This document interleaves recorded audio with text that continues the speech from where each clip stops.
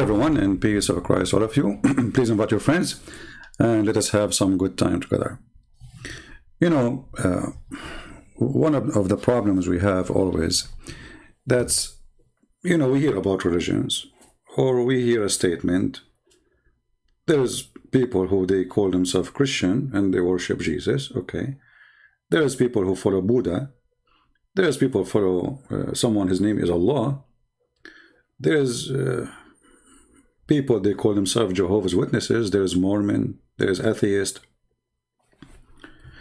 I mean, there's all kind of things in this crazy world. And each one of those, he think that he is the right one, no exception. Each one of them, he think is right, the rest is wrong. And this is very normal. I mean, the reason you follow something because you believe it's the right thing. So nothing wrong with that. But then in the same time, I question sometimes if all a human being, they have a brain. I mean, when we follow something, believe in something, shouldn't that thing be acceptable for a second? What make Islam accepted for a second?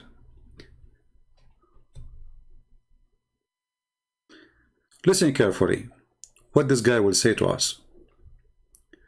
Every Muslim have a dream, and the dream is, what is the target? Is to go to heaven, and then what in the heaven will happen? This God, he will give you a lot of women for sex. So sex is a lot of it there. Okay, are you happy now? Okay, he's happy. Sex. Okay, what is next? Nothing. Oh, no, there is. You like what? Well, sex have a requirement. Having women need requirement to make the atmosphere perfect. Okay, what is this requirement? Let us see some of it. Listen carefully. And you're really relaxing, and you have servants around you, and that is from is the bricks. The bricks, one brick of gold and one bricks of silver. One gold, one silver. And the saffron and rubies and diamond is the floor. Imagine this. And the cups, cup of silver, cup of gold, and you have everything, the jewelry, things you cannot even imagine. We cannot even describe. That's what we read in the Quran, we read in the Sunnah. But then we cannot describe, but you have a brick, one of gold and one of silver. But we cannot describe, remember. We have cup. So, but remember, we can't describe. We cannot. It's amazing. But we can describe to you the cup and the bricks. Even the bricks, we can. Even the floor. But we cannot describe for you. I mean, this guy, he keeps saying we can't describe, and he's describing. And he's describing to us the most silly description. This is heaven. Who of us would like to live in a house? The bricks of it is made of gold and silver. What does that mean? This is disgusting, actually. It's not comfortable. It's not warm. It's not fit with our nature. We are not steel machines. Imagine if your floor is metal and your feet is walking in it. That's not comfortable for you. For your skin will not feel good. So, when you say a brick of gold and brick of silver, are you trying to tempt me by the gold and the silver? What is the value of gold and silver in heaven?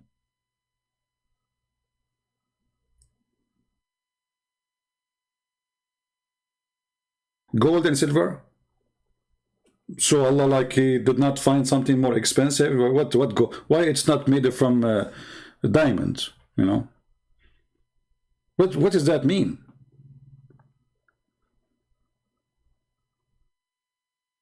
Not only gold and silver, they will make an ugly color because they don't fit together.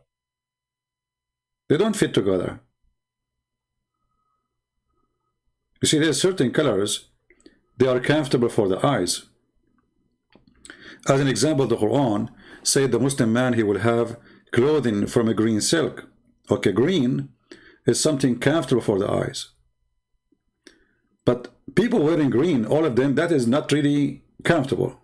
I like to see a natural tree color, that's nice, but I don't like to see a person, all the people around me wearing green.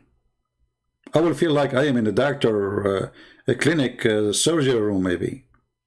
So the description is a stupid description for the heaven, but the problem is not here yet. Let us continue. In reality, Eddie, is more beautiful more than that. You things you cannot even imagine. I'm telling you. You cannot. Whatever I describe, for example, you eat in the Jannah. There is a password. When you eat in the Jannah, there is a password. When you eat in the Jannah, there is a password.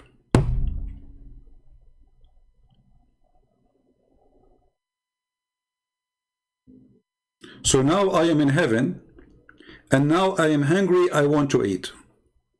How I can eat? There's a password.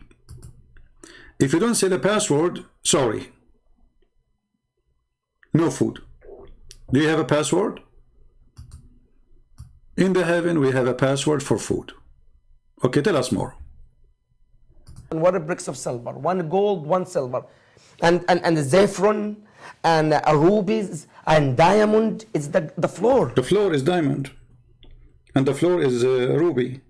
And saffron. But do you want more? Okay. Imagine this. And the cups, cup of silver, cup of gold. Cup of gold, cup of silver, cup of silver, cup of gold. What is that? Is that Alibaba cave or? And you having everything, the jewelry, things you cannot even imagine. We cannot even describe. That We cannot describe. So all description he gave us, he described even what the dirt in the floor will be. And yet he keeps saying, I cannot describe for you. what we read in the Quran, we read in the Sunnah. But in reality, Eddie, is more beautiful more than that. You things you cannot even imagine. I'm telling you. Whatever I describe, for example, you eat in the Jannah. There is a password. In the Jannah, there is a password. What is that password? What is that? Yeah. Subhanallah. Subhanallah. You say Subhanallah, food come. When I say there's no vaccine for stupidity, I mean it. I mean, are you serious? Who is a Muslim believe in this? That you are in heaven now, and now you want to eat, and now you need a password. You say it. So you Muslims, each time you say Subhanallah, food comes. So you will never praise Allah unless you are hungry.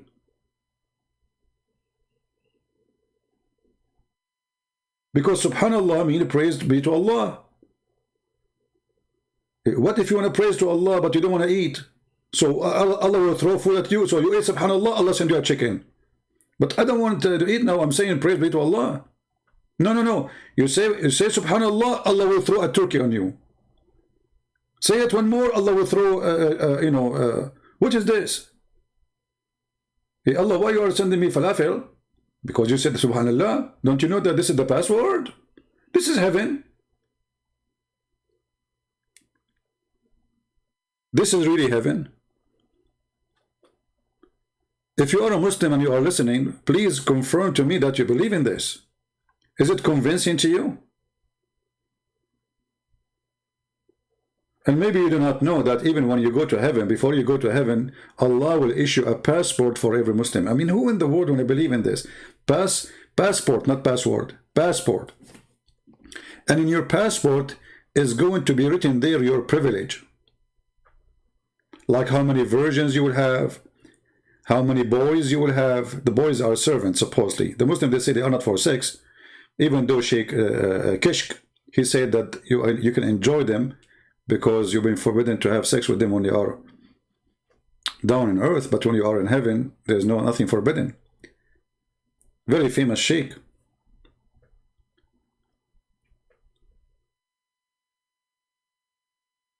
In that passport, Allah will write your privilege in the heaven, including how many women you will sleep with, what is your location, because remember the Islamic heaven is 100 floor. So in that passport will say you are living floor number 10 or 20 or 50 or 60 or maybe 90 or 99, whatever. And depending on your floor, the food will change, the number of women and boys will change, the number of, let us say, or the quality of life will change. As an example, Muhammad, he said in the hadith that the lowest reward for a Muslim man is this. This is the lowest, which means this is for the bad Muslim. At least the least of the people of paradise. In position is the one with 80,000 servants. And those servants are what? Those servants are little boys.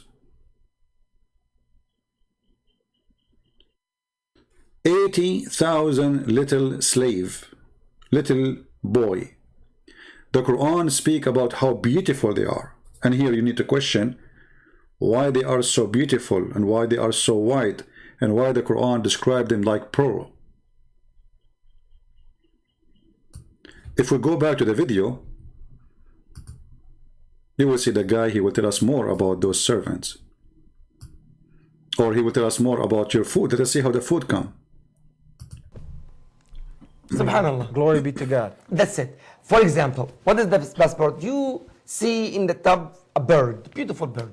You wish, only you wish. That bird is for you. That bird. But you just said you have to say a password. There's a huge difference between you wish and you have to say a password. So are we going to wish or we are going to have a password?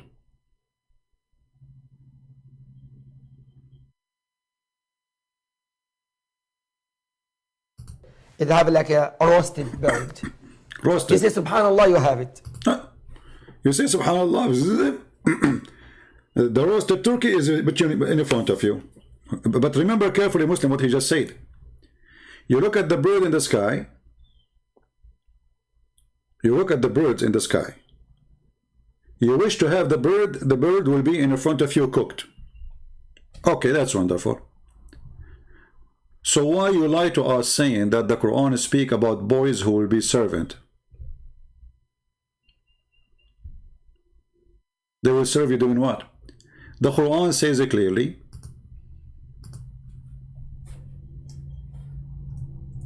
That the Muslims in the heaven, their clothes will never be washed.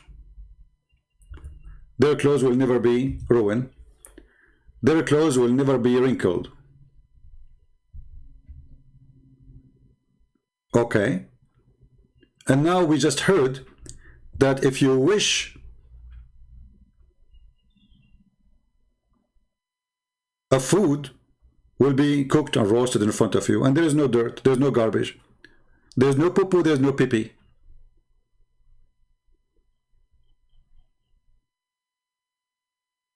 So what the servants for?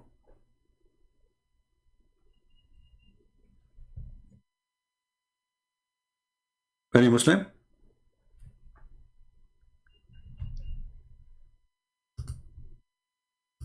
What is the job of those little boys who they are very white like pearls? Because now you just told me those 80,000 little boys at least, because this is the lowest reward. So Osama bin Laden, he will have millions of them. So if my food will be cooked and served without any servant, if my drink is the same, if my clothes will never be wrinkled, will never be damaged, I never even change my shirt all my life for eternity. So what those boys for? Any Muslim can tell us?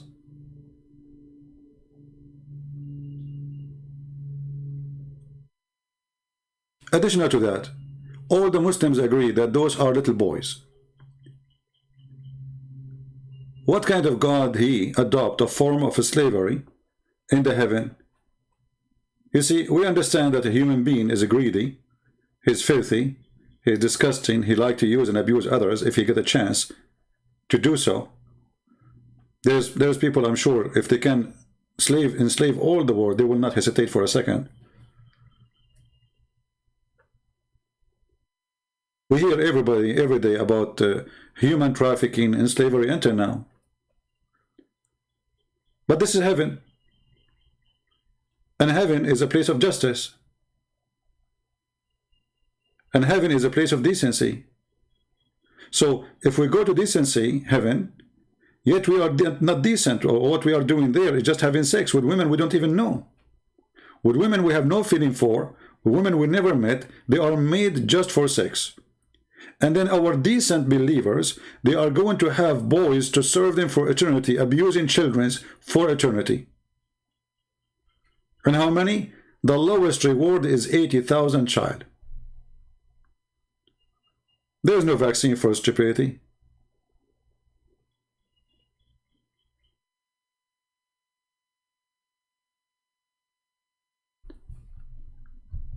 If you go a little bit to the previous verses, it says to you, description of this heaven, and you will die laughing. Allah saying to them, okay, be patient, for I will give you the following. Okay, what you will give them? Gardens. Anyone knows the gardens of Allah is made from what? Who knows? When the verse here says, Allah will give the Muslims gardens, what does garden mean?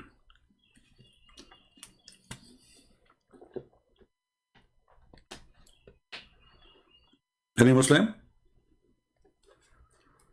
Not, the Muslim will not have a garden. Gardens. Jannat. You see, when we say the Muslims believe in heaven, the Muslim heaven is not one heaven. There's many. According to Muhammad, let me see if I can find the hadith in English. Everyone will have two heaven at least. One is made from gold and one is made from silver.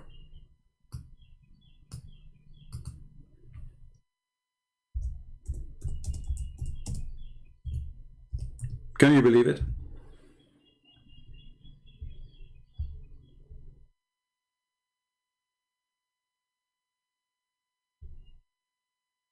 Let us see. Yeah. Indeed, in paradise, there is two gardens.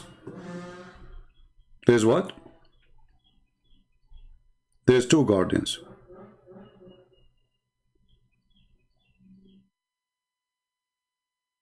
Their vessels and all that are of them are of silvers. There are two gardens. Their vessels all are of gold, and you read the rest.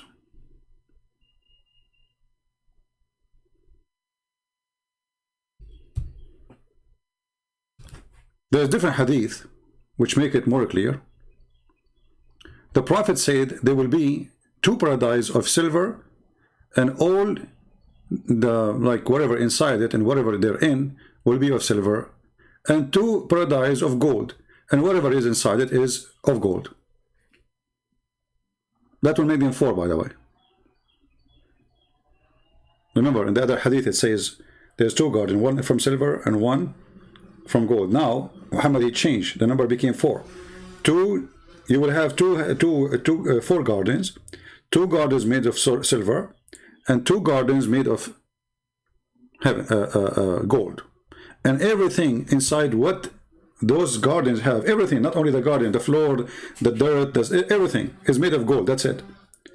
The trees is of gold. If the garden is made of gold, that's mean the trees are gold. The rabbit is gold. The birds are gold. Everything is made of gold.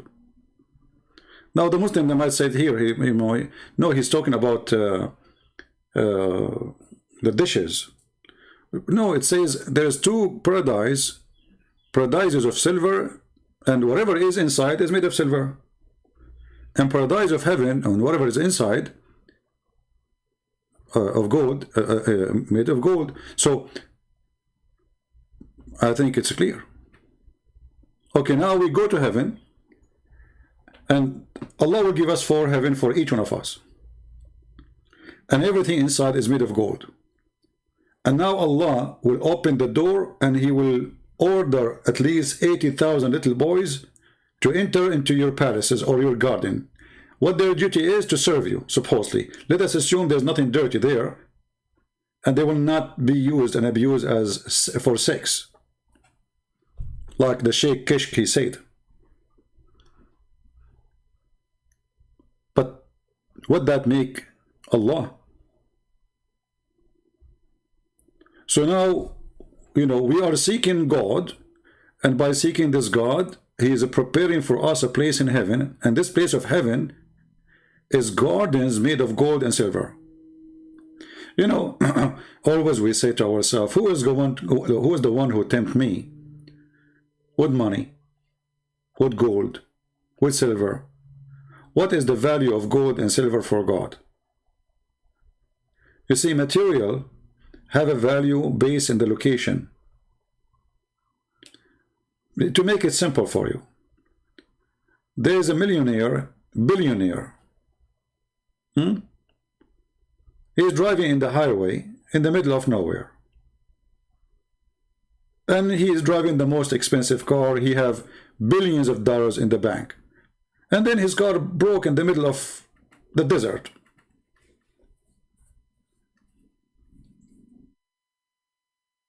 He have a credit card, he can pay for anything. In that location, his money is useless. In that location, his money is a stupid money. Because he did not bring with him what will make him survive, which is water, which is food, which is a blanket, which is maybe medicine. But he is a billionaire. So this God, when he speaks to us about, if you believe in me, I will give you this, he is trying to tempt what on me? Where is God in this heaven?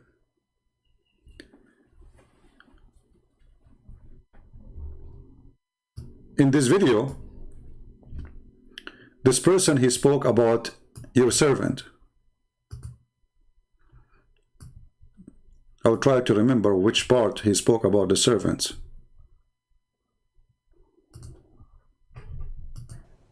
And one door or one gate, your servants from all kind of servants would come and enter to help you. You have...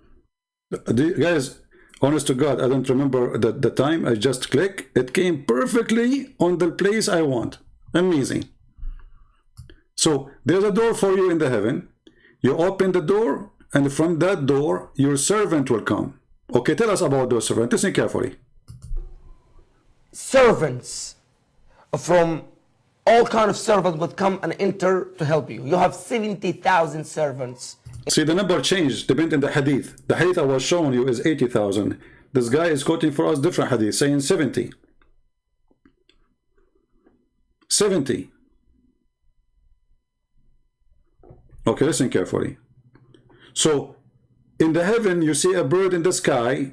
You wish to have it, it's going to be in front of you.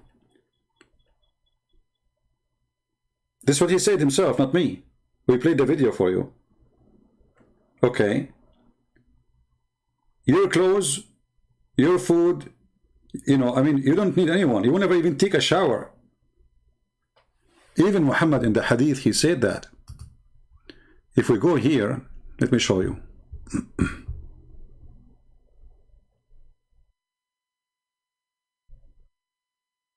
This is Sahih al-Bukhari.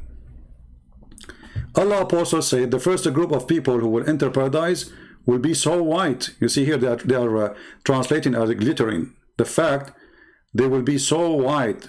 The better you are, the whiter you are. Like the moon when it's full. And they will not spit or blow their noses or relieve nature. Their utensils will be of gold, and their cups of gold and silver, and their center of aloe wood will be used, and there is a sweat will be smell like musk, and every one of them will have 2 wives, and the marrow of the bones of the wives, the legs, will be transparent. You can see the marrow of their bones. Okay.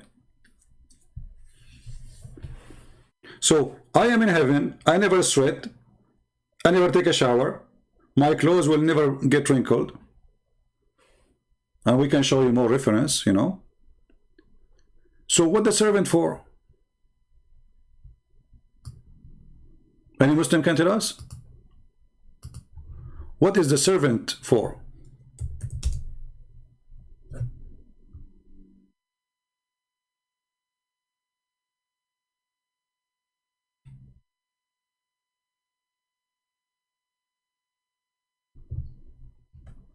Who is a Muslim want to help us?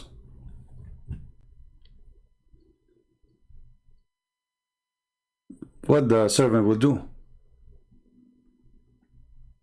You don't take a shower, you don't get dirty, your clothes will never get wrinkled,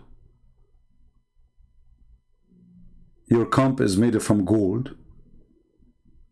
It's strange that your Allah did not make your hair, fixed. Look at this.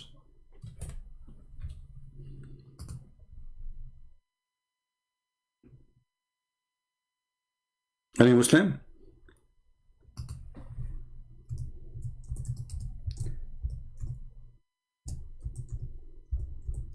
When Muhammad he said that the clothes of the people of heaven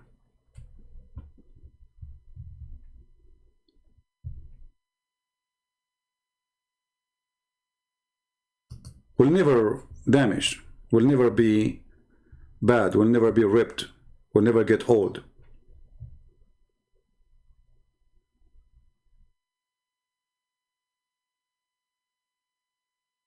So I do not need somebody to wash my clothes. I do not need somebody to do ironing for them. But what exactly the heaven servant for? Let me try to find the hadith about the clothes of the Muslims.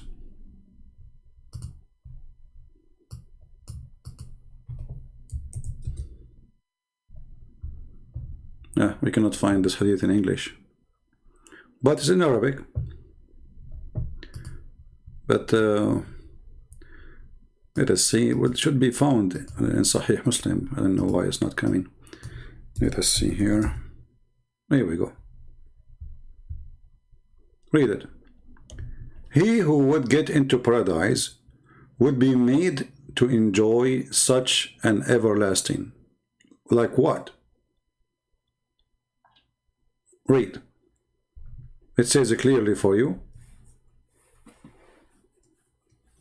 He will be always happy. And what happiness is sex and food. And his clothes will not be wearing out. And his age will never decline. He will stay youth forever. He will stay young. So what is the servant for?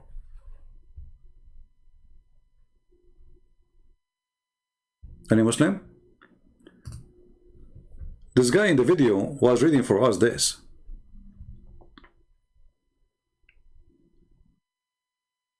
And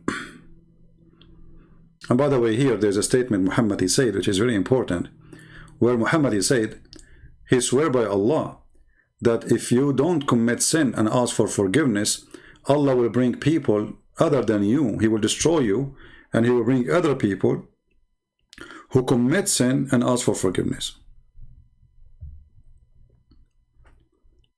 You see it? And if you did not sin, Allah would surely have brought a new creation. Different hadiths say it more clear. Translation is not too much accurate. It says, if you don't commit sin, Allah will destroy you, will whip you out of the earth, and he will bring a new creation, and he make them commit sin, and they ask for forgiveness. So in Islam, obviously, this God is sick. He enjoy somebody seeing somebody begging for forgiveness. So if you don't commit sin, Allah will destroy you. And this is totally the opposite of the story of Noah and the story of Sodom and Gomorrah. And here we see Muhammad making his own stupid teaching again.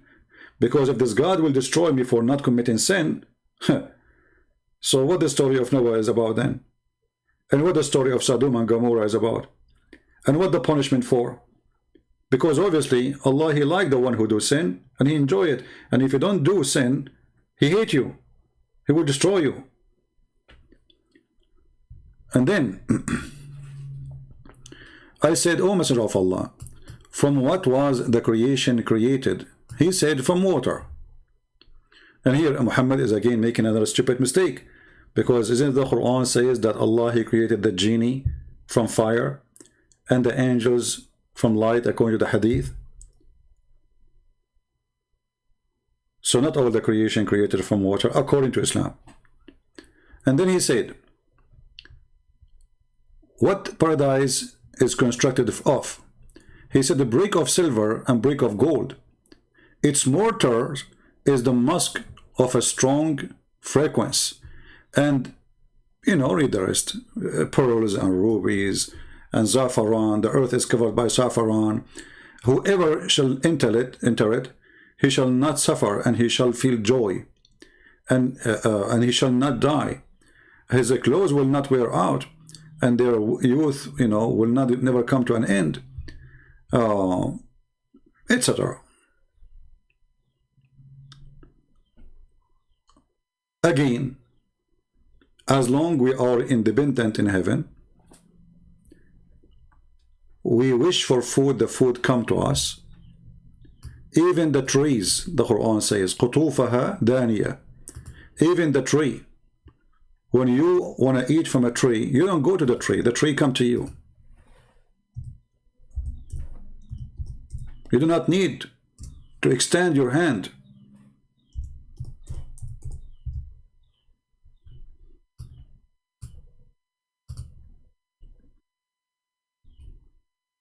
So what the servants for? Do we have any Muslim?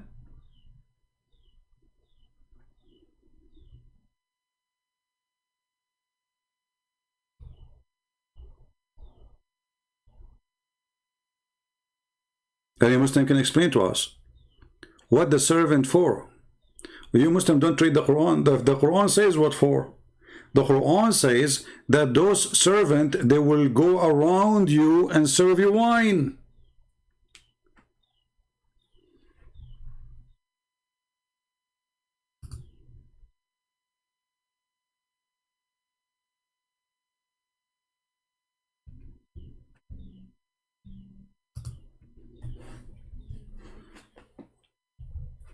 This is what the Muslim says. They will serve you wine. But where it says serve you wine there? I don't see it. Any Muslim can tell me? Is that a different verse?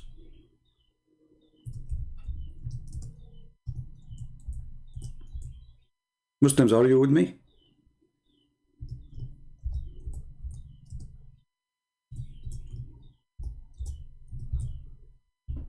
What the boys will do?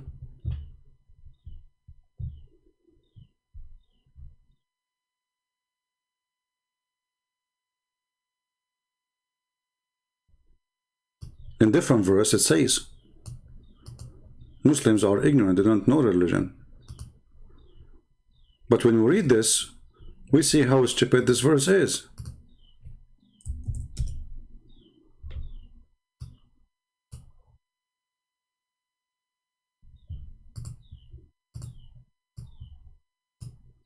Let us see.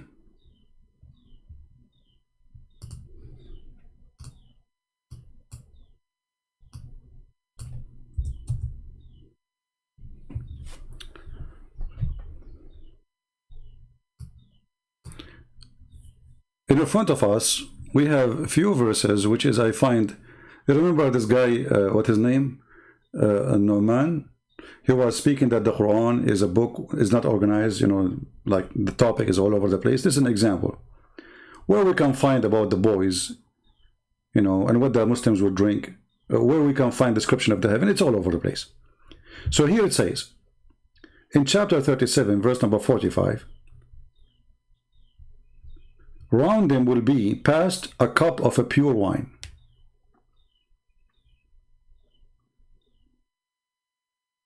Who is the one who will pass those wines to them? The Muslim, they will say, the boys. How come this verse is not connected to the verse where it's speaking about the boys? Because that verse says the boys will go around them. Why the verse about what they will drink is here? Obviously, somebody move it here. And then you will see that the Quran described that you will be sitting in your bed and not in your throne. This is a false translation. And they will be facing, or they will be reclining on the top of their beds, and they will be eating fruits. And then you will see here, if you go a little bit down, you will see it says, again repeating the same he said about the boys, he is speaking about the women.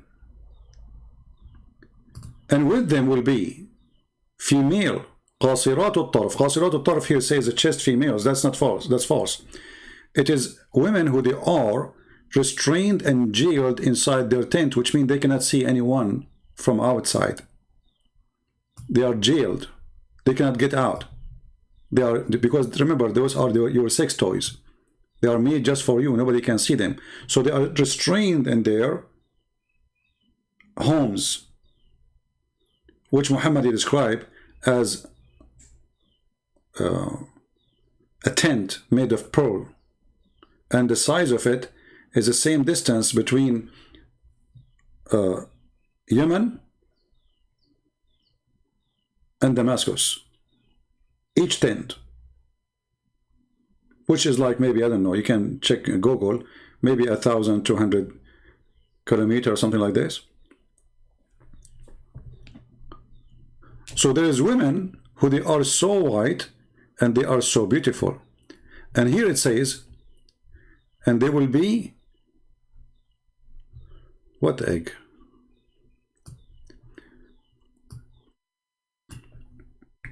Muslims, Allah, He promised you women, they are white like eggs.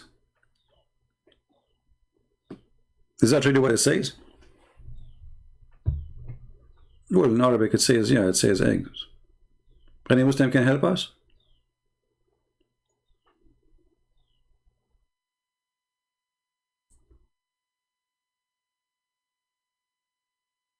What is this? The women are like eggs? You see, it doesn't say they are white, actually. It says they are like eggs. But is that true? Let us change the translator.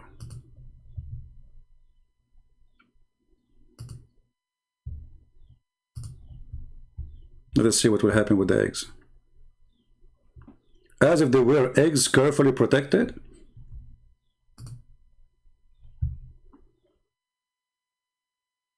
This is how Allah, He described the women in heaven.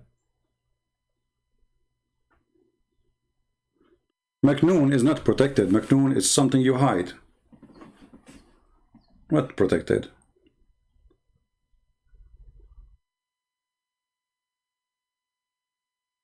I mean, all my life I wanted to have a woman, she looked like an egg, to be honest with you. What does that mean, Muslims? As if they were eggs.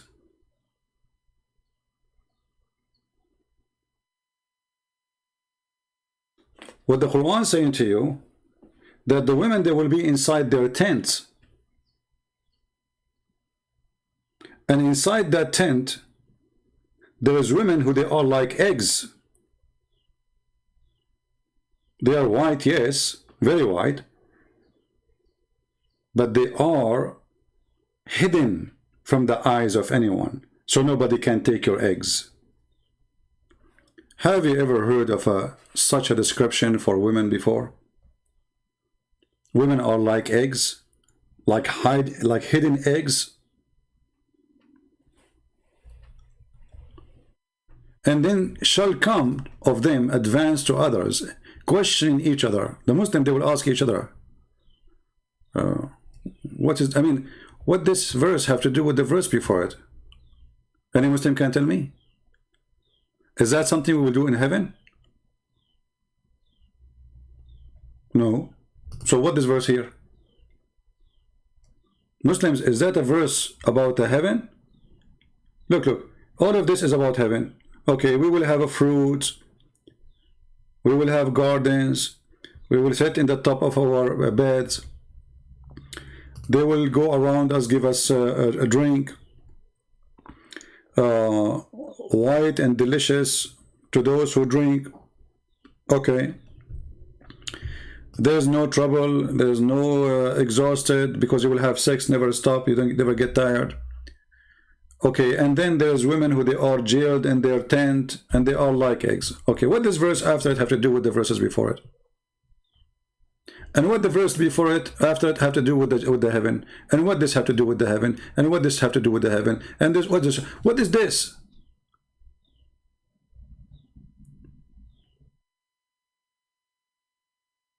Let it go. We go back to the first question.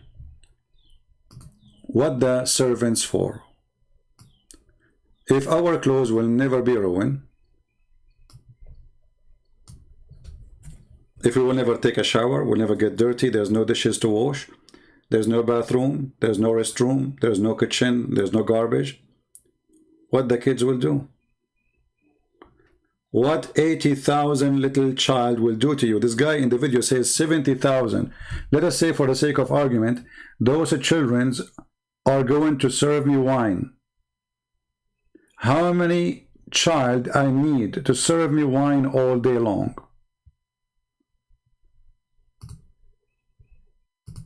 All kind of servants would come and enter to help you. You have 70,000 servants in the paradise, in that castle. 70,000. 70,000 in that paradise. Imagine this. And the guy, he shake his head like 70,000. Yeah, convinced. And this guy, the other guy, supposedly he's a convert. I mean, how stupid you are to convert to such a garbage, you idiot. Don't you have a dignity? What happened to your dignity? Do you accept really that in the house of God, in the place of God, in the heaven of God, you will abuse 70,000 child to do what? To serve you wine? So there's a God who will bring me 70,000 little boy, and he will enslave them for me for eternity, and their job is to serve me wine. How much wine I will drink a day? And why you cannot drink wine by yourself? And why the women who is around you cannot give you wine? Why little boys? Any Muslim can help us?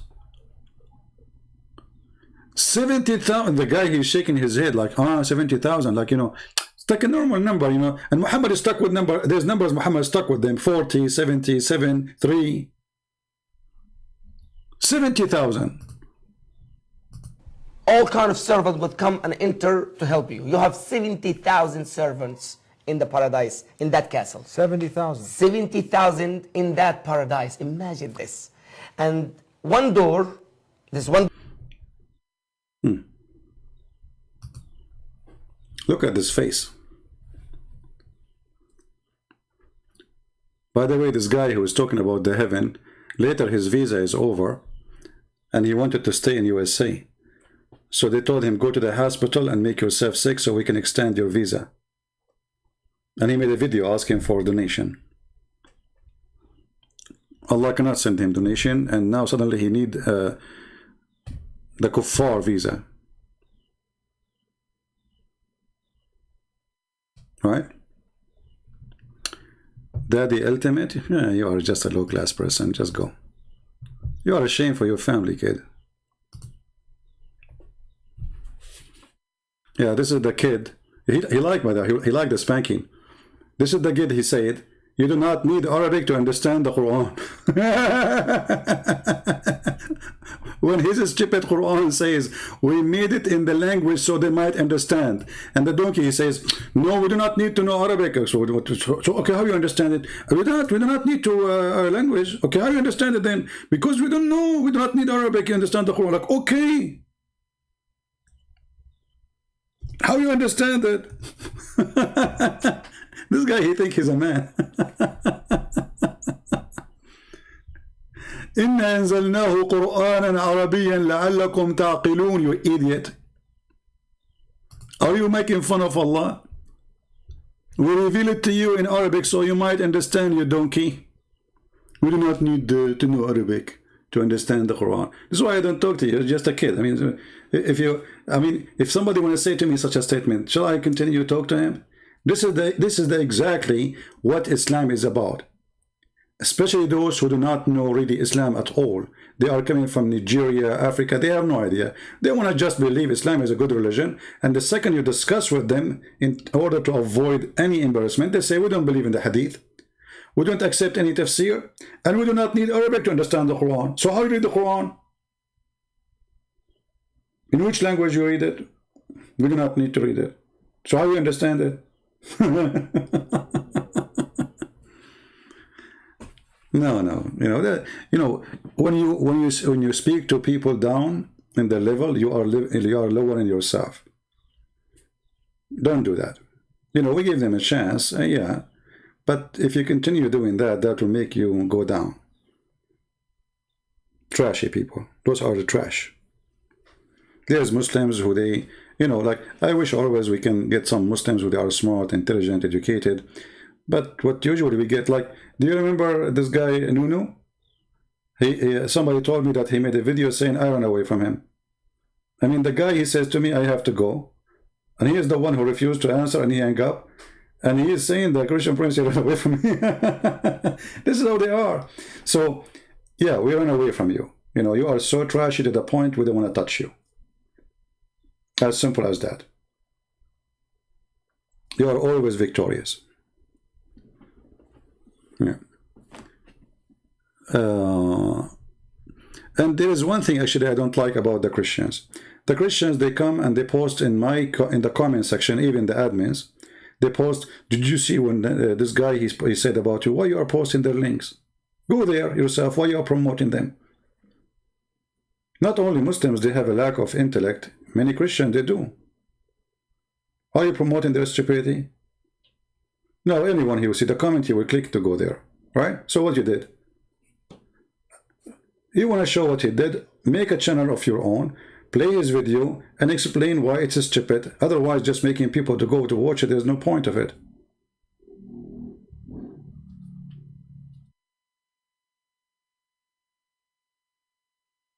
Very, some people don't think what is next.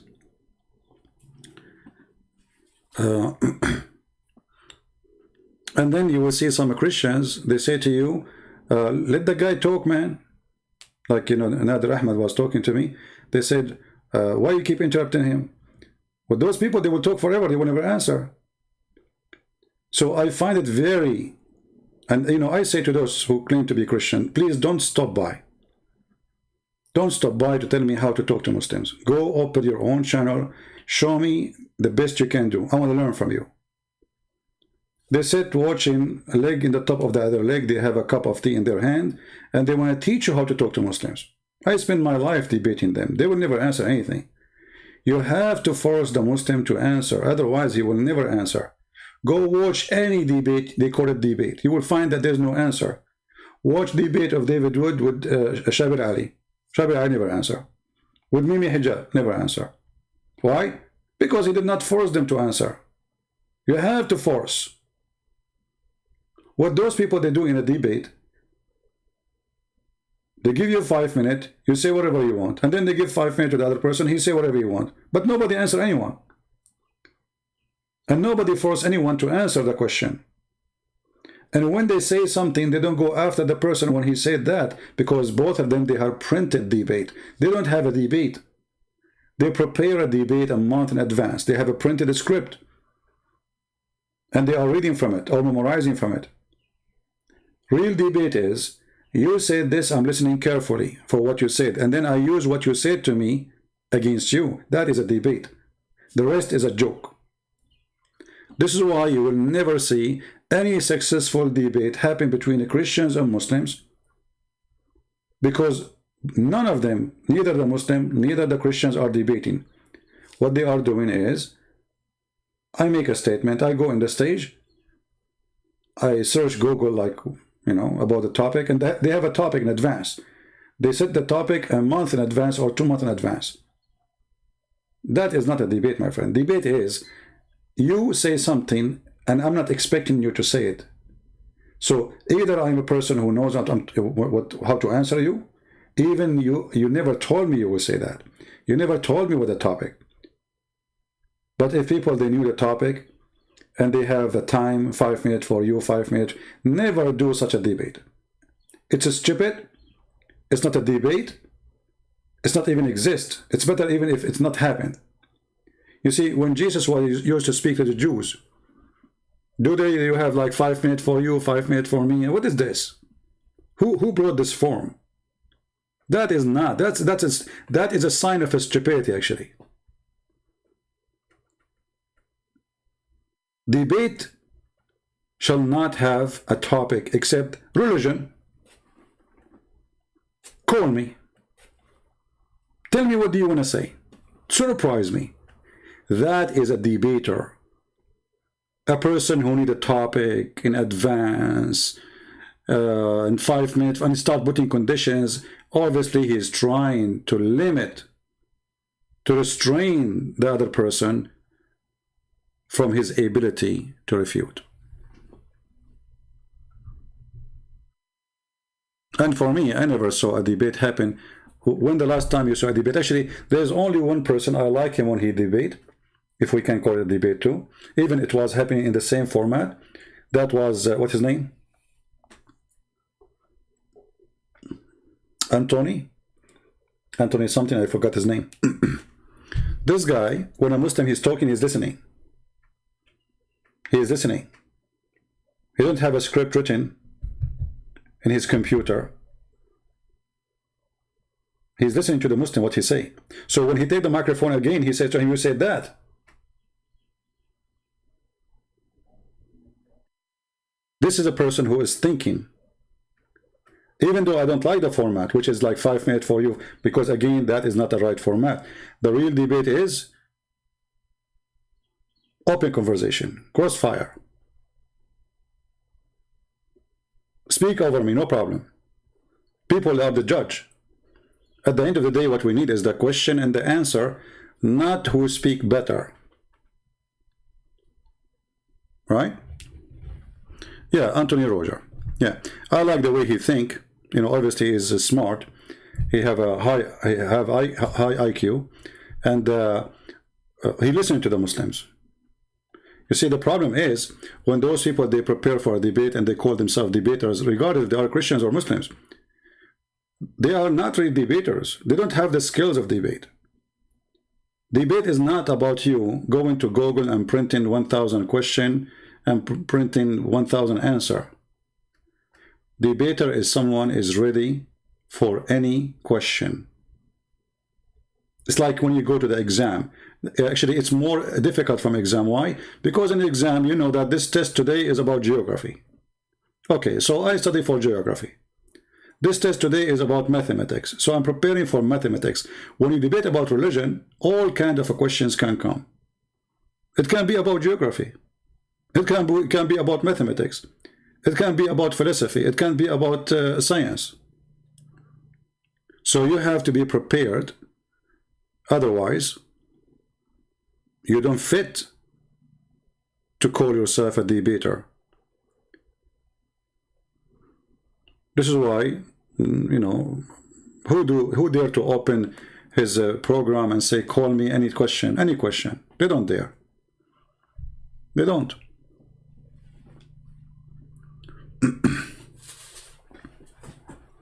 And here we go. If there is any Muslim would like to call me, and I'm willing to change the topic for him, no problem, because we covered it already.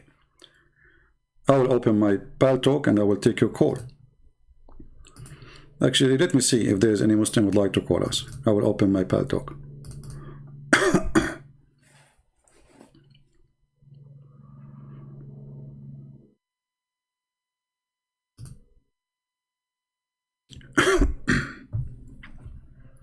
All right.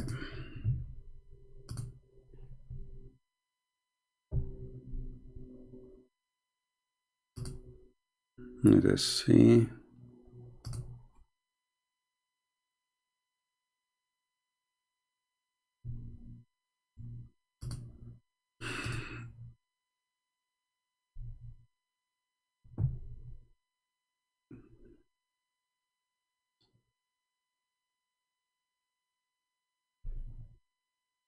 All right.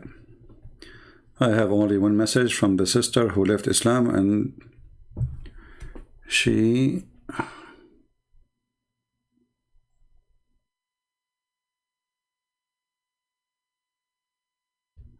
um,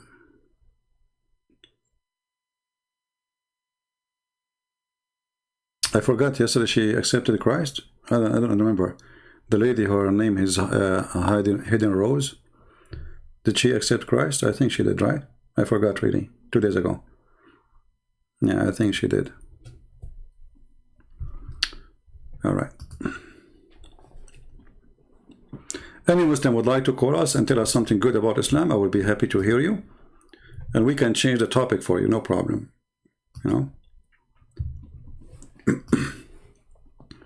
So again, what is the answer for having boys in the heaven? And what is the wisdom behind it? Anyone knows why Muhammad he want boys in the bedroom? Is it sinful to say Ramadan Kareem to Muslims? First of all, what Ramadan Kareem mean? Do you know what Ramadan Kareem mean? What Kareem mean?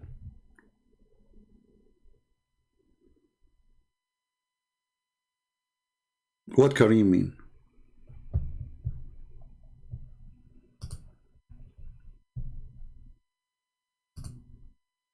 Generous? Was Ramadan generous? The month of Ramadan is where the Muslims they attack Christians and Jews and everybody. So how that is the month of generosity? Right?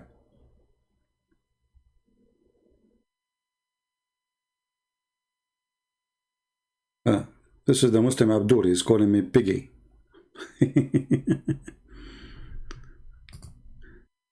Potato.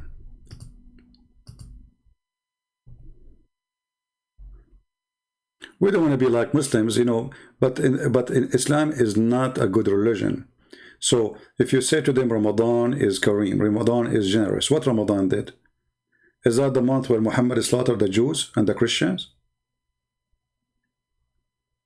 This is not just an occasion, say to, you know, is that when Muhammad and the Muslims, they attack Israel?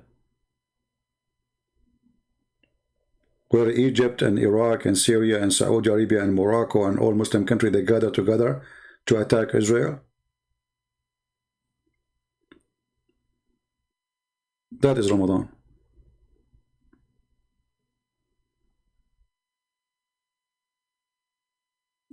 So I can say be nice to the Muslims, but don't be nice to Islam. You know, you want to be nice to Muslims, say how are you, you know, be good for them, don't hate them, yeah. But Islam is a disgusting cult. Don't be a hypocrite to Islam, my friend.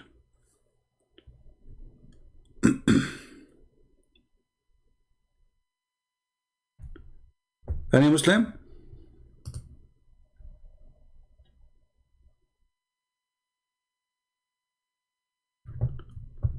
So the boys in the heaven have a reason.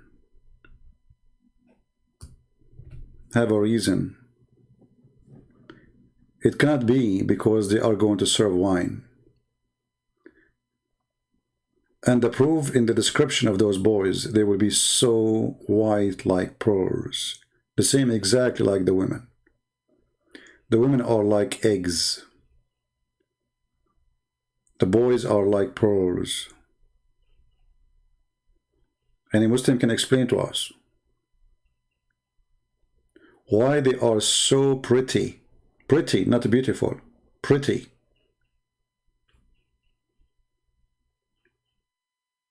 And why they are so young.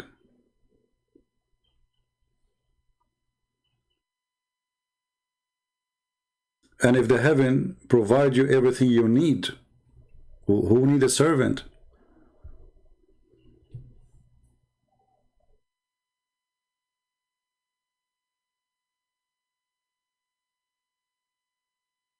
Any Muslim?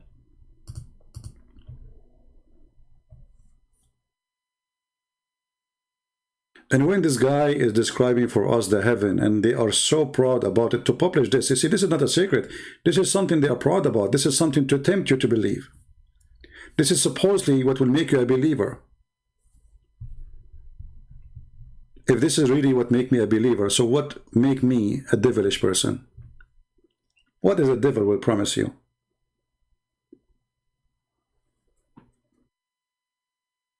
You know, when God, he created Adam, how many women he created with Eve for him? All of us, we knew the story of Adam, right? Okay. God, he created Adam. How many women he gave Adam to be with him, to be his partner? How many? One. Her name is Eve. So how come in heaven, where supposedly we are coming back, this heaven is not the same heaven as Adam heaven? What is missing? Why in the heaven of Adam there was only one man and one woman? And what one woman can do, 1,000 women cannot do. Especially if I tell you that the virgins which Muhammad he promised you to have, all of them, they look the same. Can you believe it? So sleeping with one as you slept with all. This is how stupid the story is. So what the point of sleeping with the tens of thousands of them? All of them, they have the same voice. All of them, they speak the same words. Even they sing the same song. If you have my book, Sex and Allah, you will see what they sing. You will see how they look. All of them, they have the same size of a breast, as the Quran describes.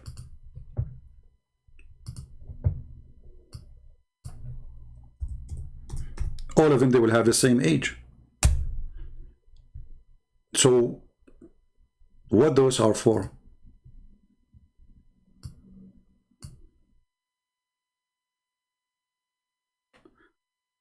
Somebody saying Solomon, he married 600 women. Well, you know, he married, but it's not God who told him to marry. Who said that he was a good guy? Go and read the Bible. You see, people, they say things based on their ignorance. This guy is a king. He spent his day women and drinking and poetry. This is not God told him that. This is why even the Bible condemns both, the Son and the Father. People, they speak their ignorance. If I do something bad, what does this have to do with Jesus? Let us say I was a famous person in the time of the Jews. I was a king or a ruler, and I did all kind of crazy stuff. What does this have to do with God? If God said to him, do this, then you can say God told him to do that. In your religion, it's your God who made it lawful for you, even to have in earth mighty women and never stop changing women. Even when Muhammad, he had a fight with his wives, Muhammad, he made clear threat saying that his God Allah, he said, if they don't behave, Allah will exchange them. The Arab, they used to exchange wives. You take mine, I take yours. And you can find that in my book, Sex and Allah, and you can see the reference. So when the women, they are not happy with Muhammad, and he was cheating on them, sleeping with their own maids in their beds, and they have a strike against him, and then Muhammad, he says that, oh, their heart is inclined, and they became kuffar. If you don't repent, Allah and the angels and the believers and Jibreel and everybody is against you. And maybe his Lord, he will divorce you. The translation said, but the fact doesn't say that. It says, actually, it says you divorce you, and then he says exchange you. It says here, will give you in your place wives better than you. It doesn't say that. It says exchange you with better wife. Exchange, not replace you.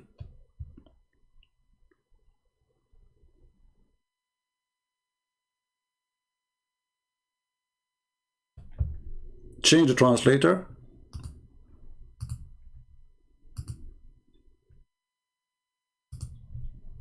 See? Look what happened. The word exchange appear. Do you see it? Exchange. That is your religion, my friend. So when somebody come to you and says, this king, he did that, and that king, he did that in the Bible report the sin and the good of the people. Like when a Muslim, he says the daughter of Lot, they had sex with their father. Well, this is additional proof that the Bible never been changed. Because if there is a story, somebody want to hide it, that is a story to hide. Correct? If somebody, he knew it's a shameful thing, let us say, and then they say that the Jews corrupted their book. Well, the Jews corrupted their book where? If they corrupted their book, those stories should not be there. But why they will change it anyway? This is a book reporting what people did, not what God did. So if a woman, she have sex with somebody, well, the woman she did, it's not God, he told her go and do that. And they say to you, how the daughters of Lot they did, the Quran says that the wife of Lot, she was a whore.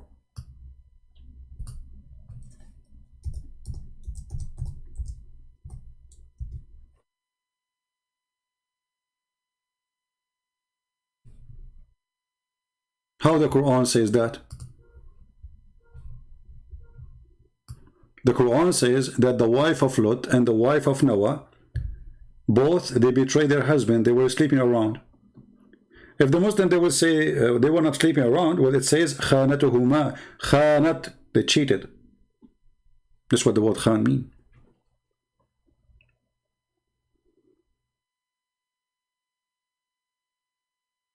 And remember, that will get Muhammad busted. Why? Because the Quran says in different verse that good men for good women, bad women for bad men, which is stupid to say.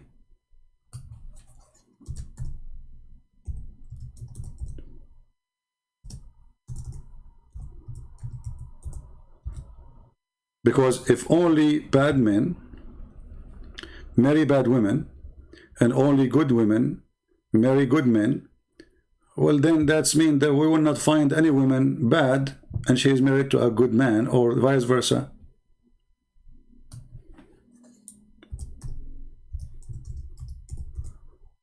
Correct?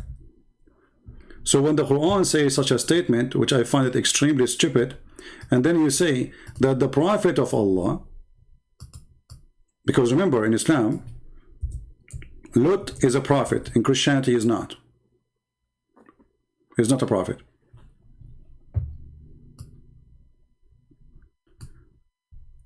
So when the Quran in chapter 24, verse number 26 says, this is a stupid translation. Bad statement are for bad people. What's, I mean, what does those people, what they use when they translate? Bad women for bad men. This is the correct translation. And bad men for bad women. Let me change this donkey. What this Hilali Khan? Video. Bad statement. Suddenly women became a statement. Vile women are for vile men. I don't know if I'm saying the word correctly. And vile men are for vile women.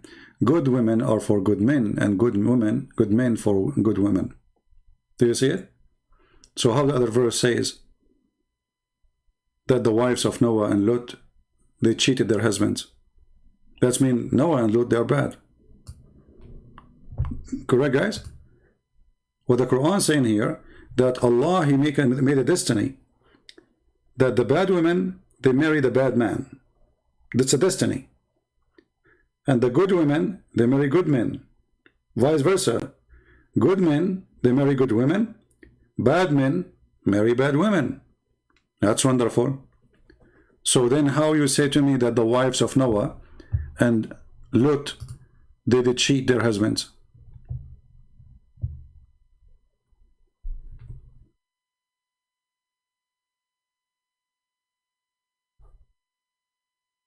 Any Muslim?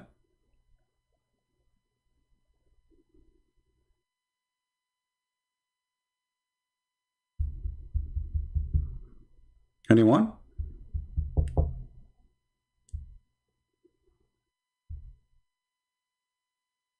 This is the most stupid thing ever. I mean,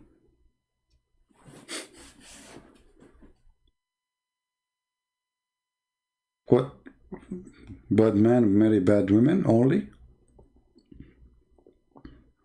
And good women marry good men only? And good men marry good women only? Who want to believe in such a garbage?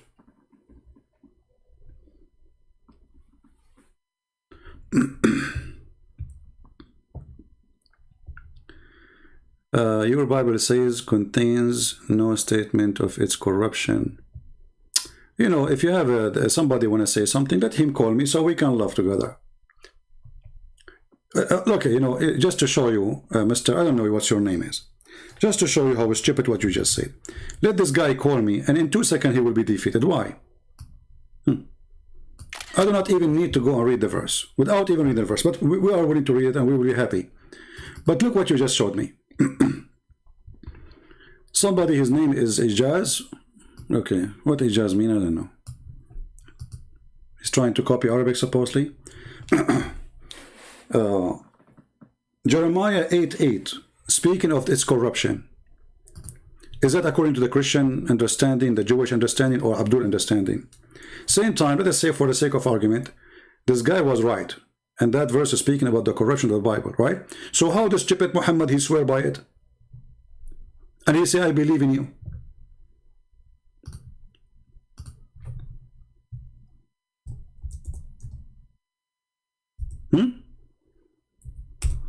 I will go with him. Yeah. That's mean Muhammad is a fraud. He came to the Jews.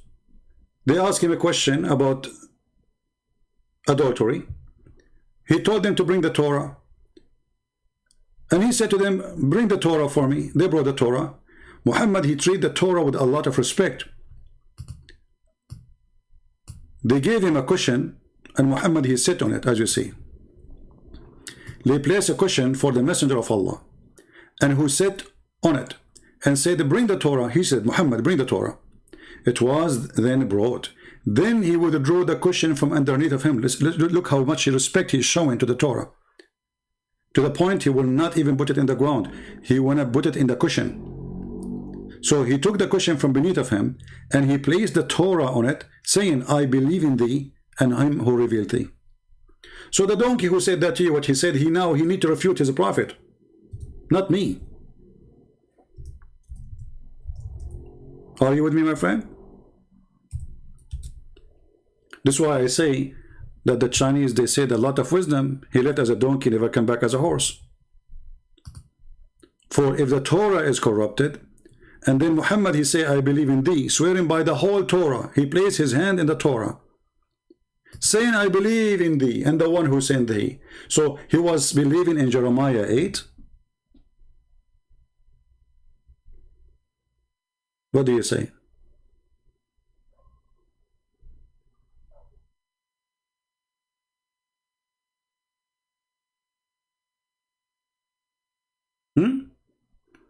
And if you go to Jeremiah, Jeremiah is, you will see here a decent man, if he don't have the law of God, then how he said to them, you don't have the law of God?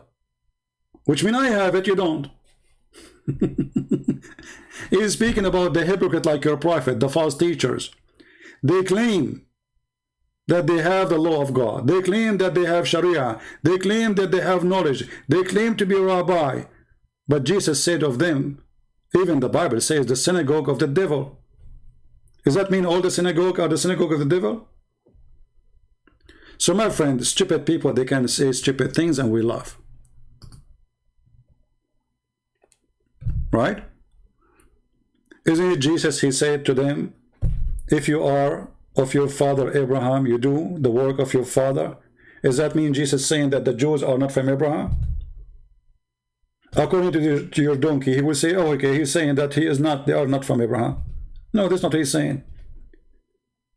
He's rebuking them and saying to them, you are false. So even Jesus saying, you don't have the law. Which mean what? Which mean you are false in your teaching, you are not practicing the law, and you don't follow the law. But Jesus said, I came to complete, not to destroy. Which means Jesus, he agreed with it. He did not say it's corrupted. He says they are corrupted. Do we understand, Christians? What the Bible is speaking of is corrupt people. Not saying that the Bible is corrupted.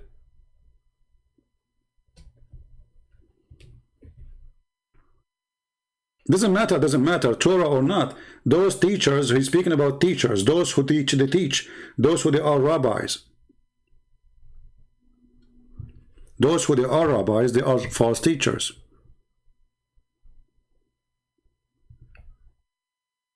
And the verses are so clear.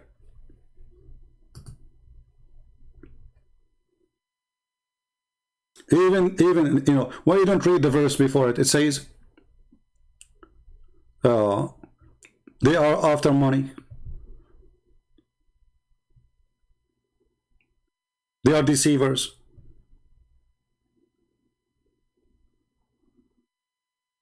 They are liars. They do shameful act. He's talking about who? He's talking about people who didn't believe. They are not believers. They are fake.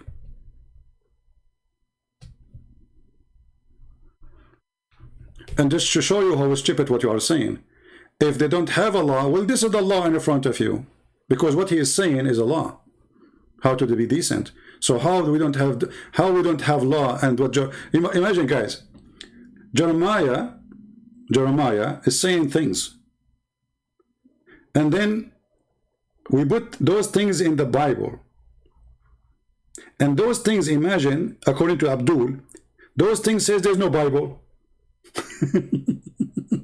But where do we find it in the Bible?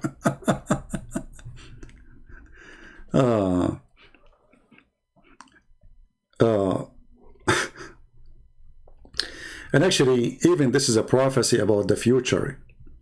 Because if you read from the beginning, just to show you that you are a certified donkey, you and the one who read. And by the way, I like to use the word certified and donkeys, because donkeys are everywhere. Did you read only verse number 8, or you did not read verse number 1? It's a prophecy, you idiot.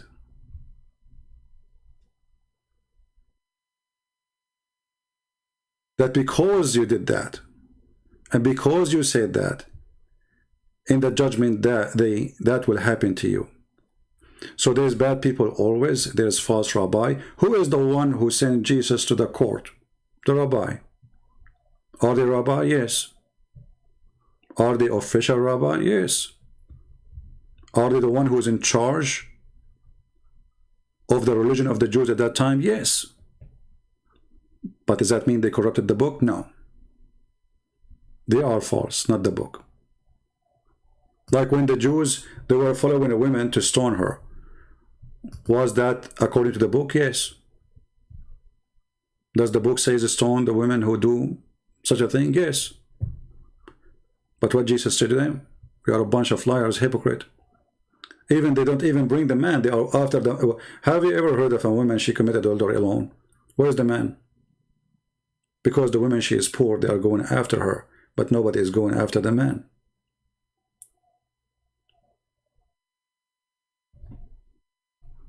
If you read it from verse number 1, it says, at that time, says the Lord, he shall bring out bones of the kings of Judah, and the bones of his princes, and the bones of the priest, and the bones of the prophets, and the bones of the inheritance of Jerusalem, out of their graves. So this is a prophecy about the future, when judgment will come. And then everybody who commits sin, he don't repent, he deceive, he did lie, he will pay. So he is not talking about the book is corrupted, you're a liar. He's talking about the corrupt people. And I will give you an example. Christians, is it true that there is a book, it's called Talmud? The Jews wrote it by their hands, and we don't accept it? And it's not even holy book for the Jews? Is that correct? Or I'm making things up? Is it true that the Jews, they have many books? We don't consider it at all to be accepted for a second? This is the books. They wrote by their hands. Otherwise, God, he have his prophets, and all the prophets who is considered a prophet in the Bible are there, and whatever they said is written there. including the one who's speaking about those corrupt ones. So they wrote books, and actually Muhammad, he stole most of those stories from the stupid books of the Jews. Where Muhammad, he got the story of the talking ant? From those books.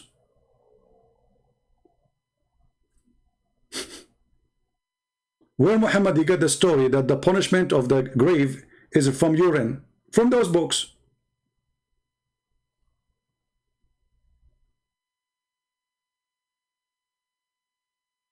So when somebody come to you and say, oh, let me show you a verse in the Bible saying this, this is actually a clear verse that we have always guardian for the faith, and Jeremiah is one of them. And this is why his name is written there, not the names of the liars. Do you understand, guys? If the Jews are ashamed of Jeremiah, they will not call Jeremiah a prophet, and they will not believe in him. And they will not believe in what he said. So Jeremiah was exposing the liars, not every Jew.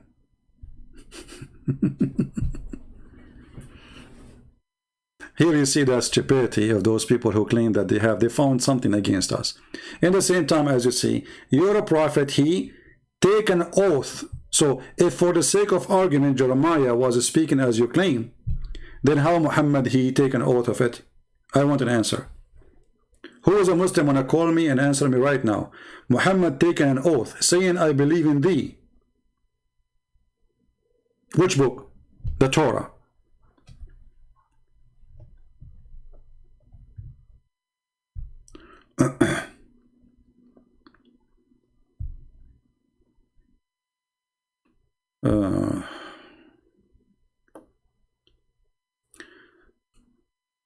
But Quran 1991 say otherwise. You see, you are okay. Let me put your screen. Why you don't call me? I don't know what to read your name in your region. Weird language. Hold on.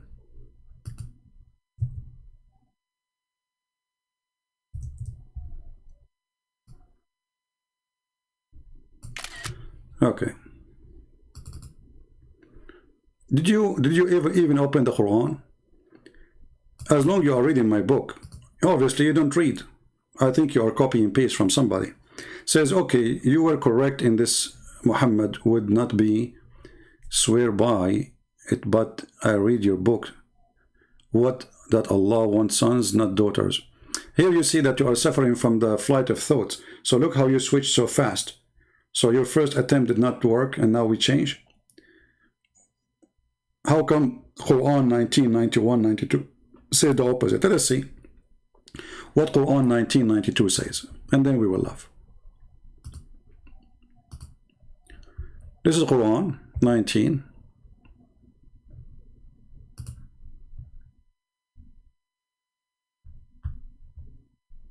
Why you don't call me, my friend, so we can hear you, and people, they can hear your side of the story.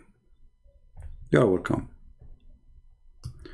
Here you see, I'm not calling you names, by the way, but excuse me, I speak in a natural way. I'm not politically correct. You are a certified donkey. Because it's not me who says Allah don't like to have son to a daughter. It's the Quran says that. So as long as you have my book, didn't I show you the verses? It says Allah saying that this is unjust division, that for you the daughters and for you the sons and for him the daughter. What's wrong with you? It's Allah who's saying that, not me. So you are saying to me, your book saying, it's not my book saying, it's Allah. So obviously you never read my book and you are being stupid.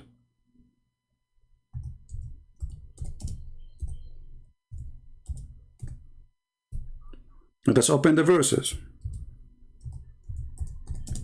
My book saying? No, it's Allah saying.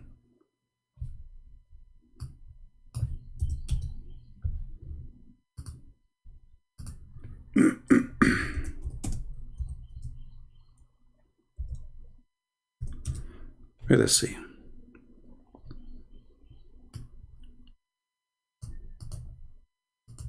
Read with me and try not to laugh. And remember, I will put again what you gave me in the screen. Your book saying.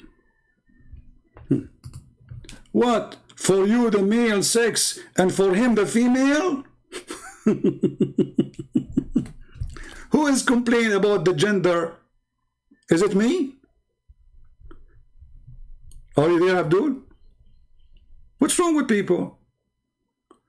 Your book says, your book says. No, it's not my book says, it is your God saying. Your God saying what? What? Why he's saying that? They gave him 3 daughters. Read carefully. Have you seen Al-Lat and Al-Uzza and the other goddess Manat? What? For you the male sex and for him the female? Who said that? This is not a Christian prince, my friend. This is Allah. Idiot. Obviously he's copying an article somebody wrote for him about what I said. But this is why they don't dare to call me, because they will get busted in a second. My book says so? No, no, my book does not say that. My book saying what Allah said. So if you say to me that chapter 19 verse 91 saying that, that is a stupid thing to say. Why? Because in different verse again Muhammad he says, or Allah he says, that if you want to take a partner or a son, he will take from ourselves. And Allah in different verse too. There's many verses actually. You know, the good thing that Muhammad he talk a lot.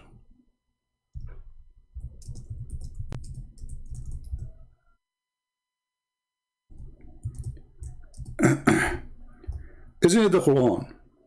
It says if Allah wanted to have a son, he will say, be my son, and he will be. So how the verse in chapter 19 say what it says? It's a total contradiction. Let's go there.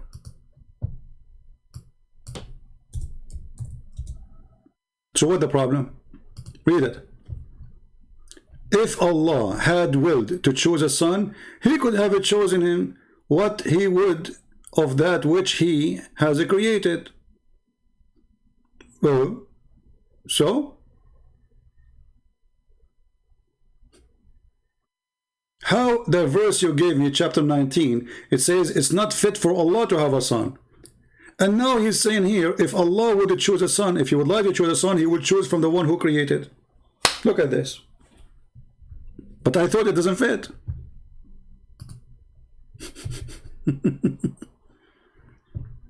So it's Allah who complained about the Arab giving him female daughters. And here, by the way, this is proving the lies that Muslims, they say to us, that the Arab before Islam used to disrespect women. They claim that Islam gave women right. As you see, the Muslims, they are the one who put the women inside the veil. And the Arab, they are the one who worship them as goddess. Do you see it?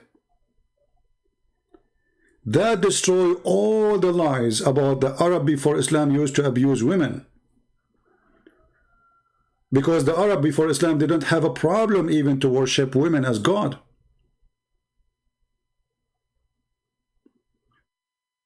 Correct? Not only they have them as a queens or as leaders. Even Muhammad, he used to work for Khadija before Islam. His boss, she was a woman. His wife, she was his boss. Actually, he married her because of the money. She's way older than him. She have 2 husbands before him. And yet this young man, he married this old woman for a very simple reason. She is his ticket.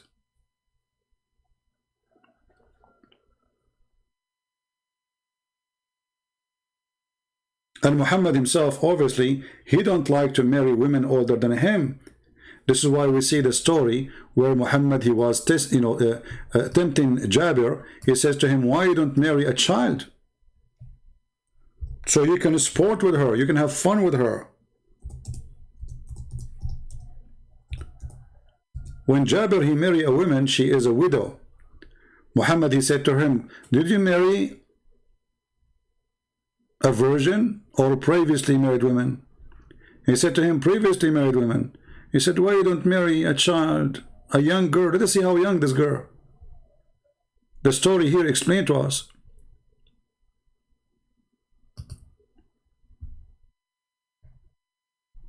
Why Muhammad then he married Khadija? Obviously the money. So Allah Messenger said to Jabir, have you married? I said yes. He again said, a virgin one or previously married? He said, oh Allah Messenger, previously married.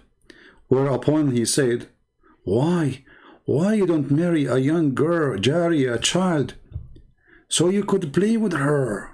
Play with her? This is the purpose of marriage?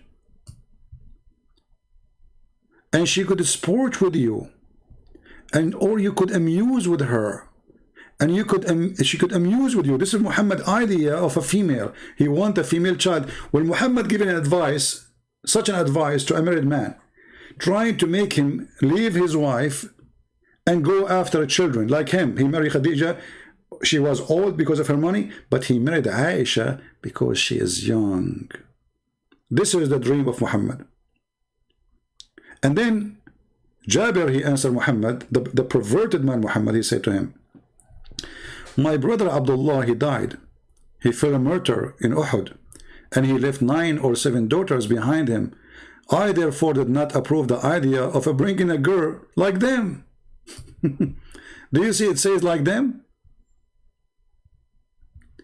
Jabir was young. Jabir was young. You stupid Abdul. He married a widow. So Jabir, okay, Muhammad was young too when he married Khadija. You stupid idiot.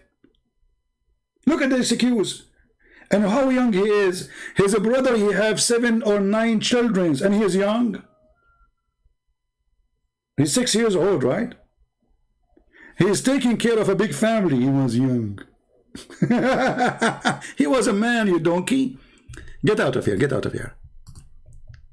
You are like a diarrhea in my chat. Seriously. So the man said clearly, why I cannot bring someone like them? Read carefully.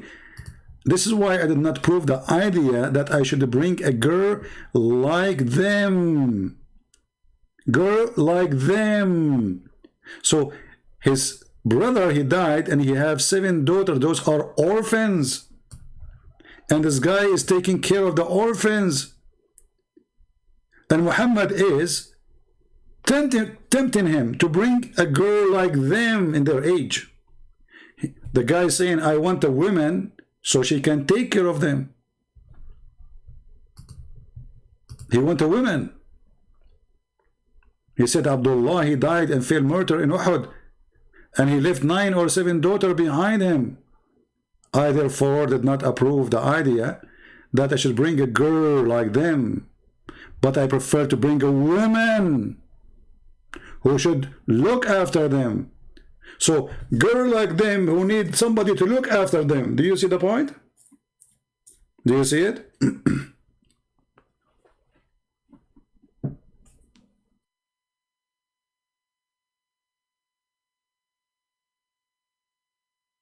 Perverted man. And you know, and look here, the man who is not a prophet, he is way more decent than the filthy Muhammad. He said, so can teach them good manner. Muhammad, he don't care about having a woman to teach her kids good manner. He care for one thing, so you can sport with her, sport with you. She amuse you and you amuse her. So this is the perverted man Muhammad, who is now almost in his 60. He is advising one of his men, saying to him, what's wrong with you? Why you marry growing women? Why you don't marry a child? Why you don't go and rape a child? Is that an advice of a prophet of God? Now, if this man is a stupid like Muhammad, perverted, he will go to his house, he will divorce his wife, and he go and look for a child. Because this is the advice of the prophet. Who knows best? The prophet. Nobody knows more than the prophet. Again, we go back to our topic. Muslims, why you have 70 or 80,000 little boys in the heaven to serve you? Until now, you give us no answer. There is no vaccine for stupidity. It's just stupid to believe that there's God, he want to give me women with big boobs. It's just stupid to believe that there's God will make river of wine, river of wine, and then Allah, he says that wine is the handmake of Shaitan. So it's made by Shaitan, bought by Allah.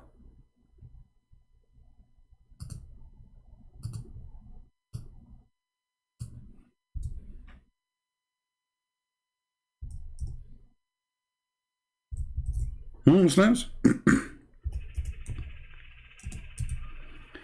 It's made by shaitan.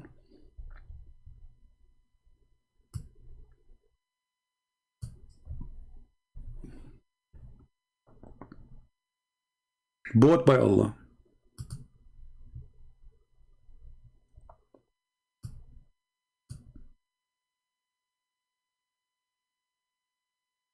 Do you see it?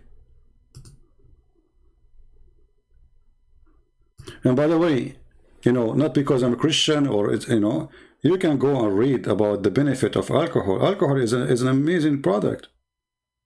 But as any product, anything exists in this earth can be harmful, can be useful.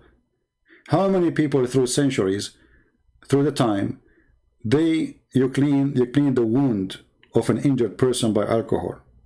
It was the best always.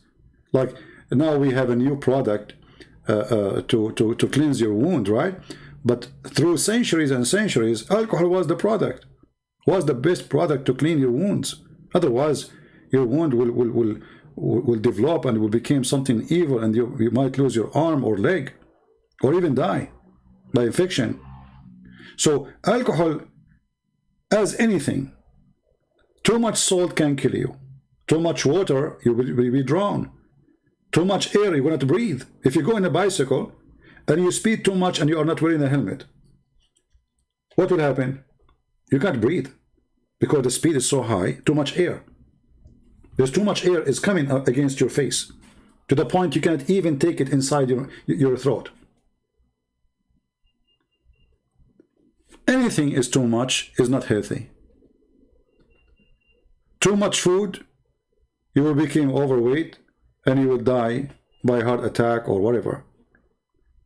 Too much is bad always. So alcohol, the Lord, he says, little of it will bless your heart. And actually even scientists, they say clearly that those who have heart problem, it's good for them to drink alcohol, little alcohol from time to time.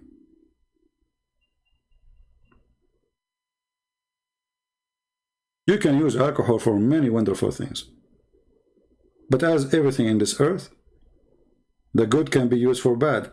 You know, we make cars to travel, but there's a bad person, he can drive a car through a crowd and kill them. But the car is the same car. Does that mean the car is made of the devil? Actually, the first bicycle came to Saudi Arabia. The police in the customs, they arrested the guy and they took the bicycle to the court, and then they brought the Muslims in the middle of, I think it was Jeddah, and they executed the bicycle, and they call it the bike of the devil, because they never saw a bike before. This is the bike of the devil.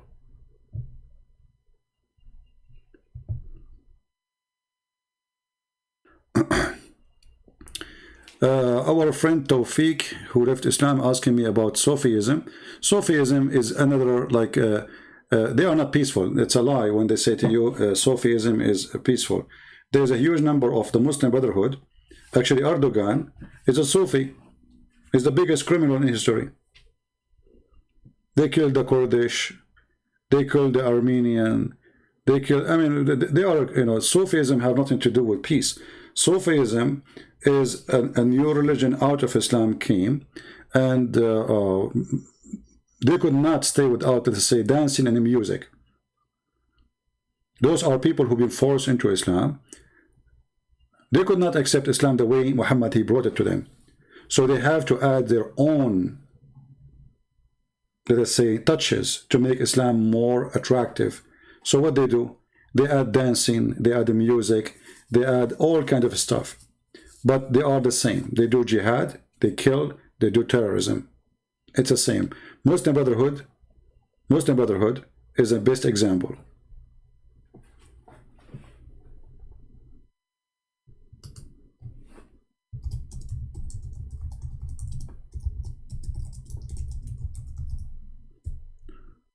All right.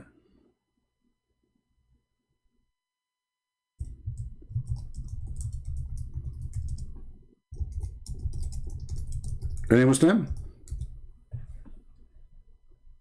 Let us see.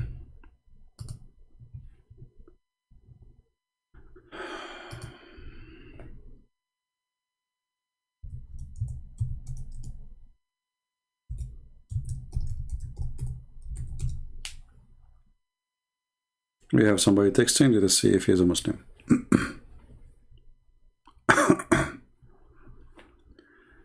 Can you find reference that Allah is the moon god, and La mention of Allah? Okay, well, this is will need like a lot of work to give reference, but let me give you something fast and easy about who is Allah. Allah, or Allah, La, is the moon god. Akbar is the sun god. If we go and find the stories from the hadith, the Muslim, they will try to play games with it, and they will say we don't accept it.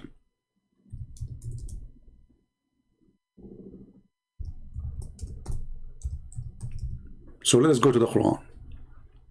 In chapter 6, verse number 78, the story here about Abraham worshipping planets. Do you see it, my friend, the one who asked me? The mysterious mystery? Read carefully. This is Abraham.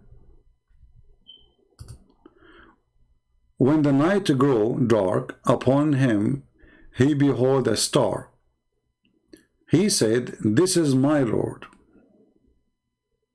Do you see it? But when it set, he said, "I love not things that set." Now, the translation here for a star, it's Kawkab. Kawkab really is not a star. Kawkab is a planet. Kawkaban. Then he continues saying, "And when he saw the moon uprising, he exclaimed, and he said, 'This is my Lord.' But when it set, he said, 'Unless my Lord guide me, I surely shall become one of the folk who astray.'" Okay. Then when he saw the sun uprising, he cried and he said, "This is my Lord, this is Akbar." Do you see it? What Abraham called the sun? Akbar.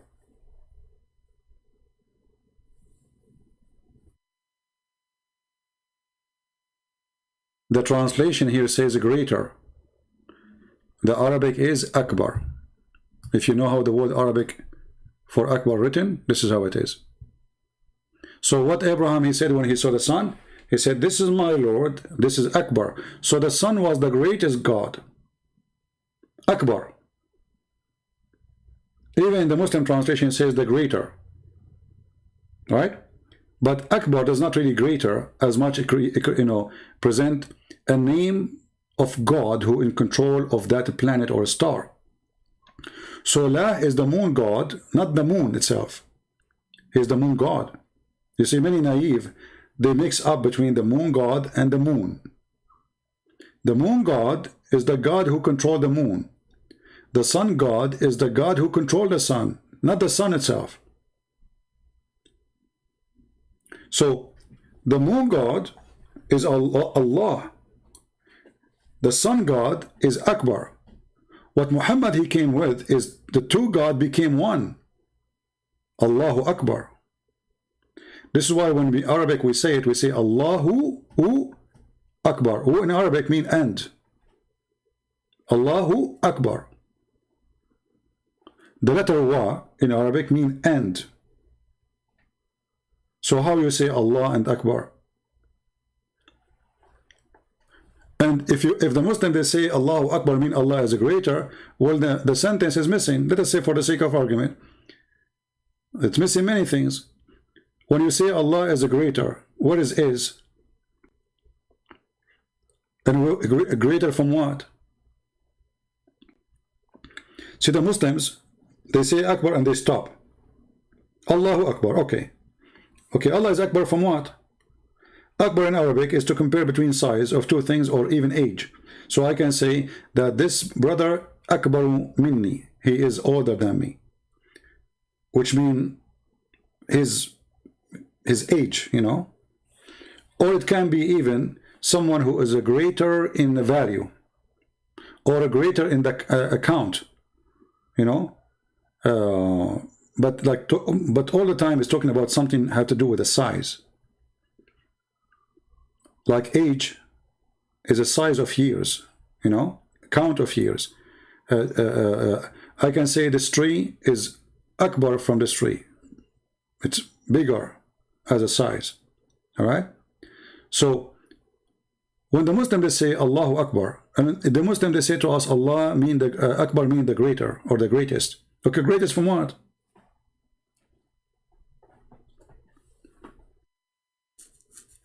Any Muslim can help us? Allah is the greatest from what?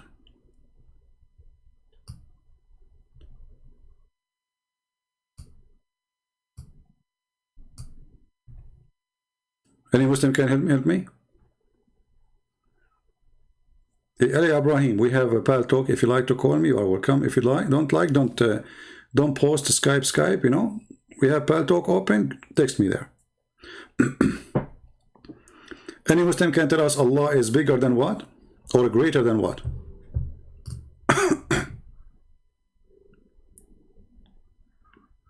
Okay, we have someone who used to be a Muslim, not anymore. That's good. Mobahai, my friend, from the Philippines.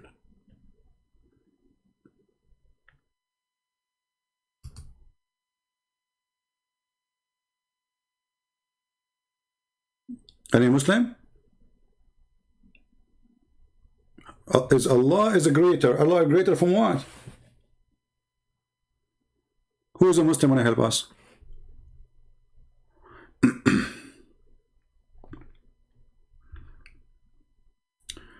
Hashim, if you want to read more, actually, you can read my books. In my books, I give more details, you know, of those things. You see, if you want to go like to all these, oh, somebody's trying to call me. That's strange.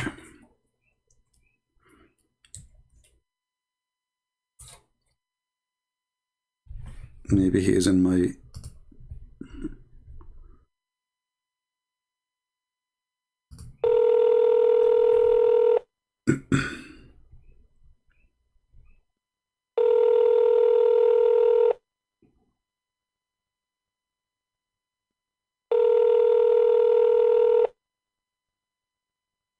Okay, he's not answering.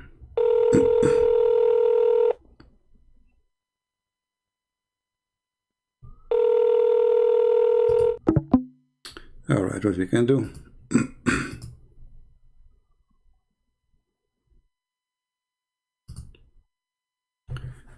Any Muslim can help us? Allah is Akbar from what? If Allah and Akbar is not two gods, God Allah or La, and God Akbar became one God. If Allah Akbar mean Allah is a greater, Allah greater from what? Other gods? Well, if Allah is greater than other gods, that means they exist. That means He is not the only God. Correct?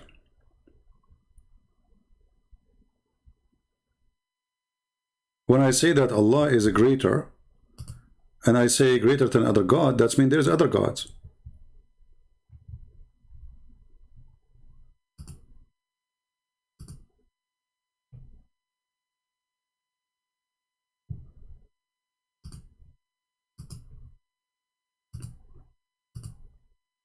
Any Muslim? Just simple question, you will see Islam will be in trouble. Okay, Allah is a greater. Who is saying that? Allah. Okay, Allah, He was comparing Himself to who? Because when I say I am a greater, I'm comparing myself automatically. Otherwise, the second part of the sentence is missing. There's something wrong. You don't say I'm Akbar without saying you're Akbar from what? You are Akbar from what?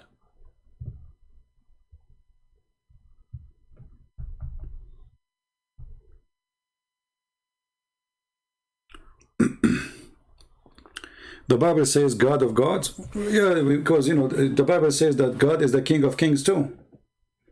Does that mean He is a king like the rest of the kings? No. You know, there's God.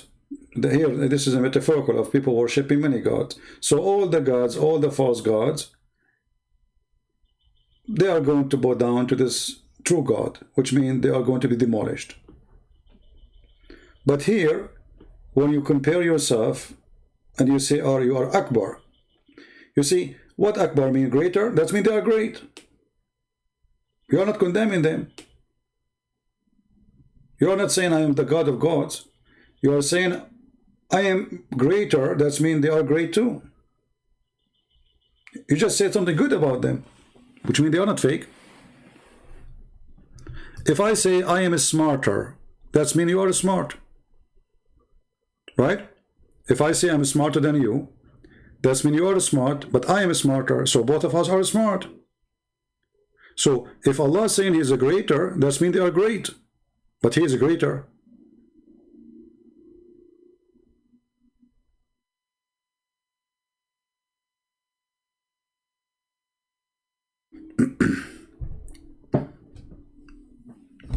And you know, like each language have its own tradition, like in Arabic or even in English. Like you have a God with capital letter and you have God with a small letter. So always when you read the translation, they make it clear for you what they mean by this, by the gods or the gods, you know. Obviously they are talking about false gods. Is Allah greater than the false gods? Because if He's greater than the false god, He have to be from their kind. You see, you compare something to something from the same kind. When you speak about the value,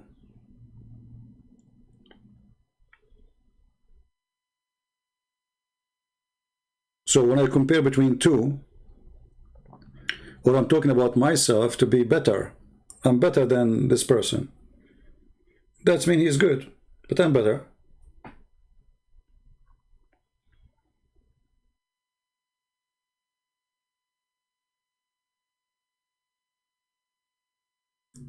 Well, we are just trying to find out how the Muslims, they come to an answer for those things. It's very simple things, but yet they cannot answer it.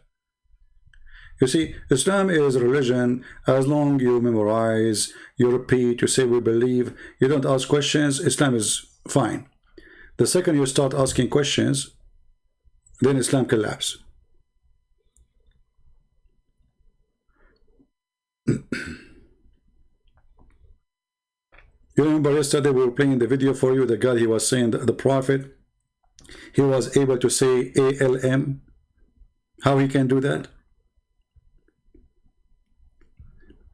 An advice about the vaccine. My friend, I'm not a doctor, so I don't know. I'm not a doctor, I don't know. You know, if I give you an advice, it's going to be a false advice. How somebody like me can advise you about the vaccine? I have no idea.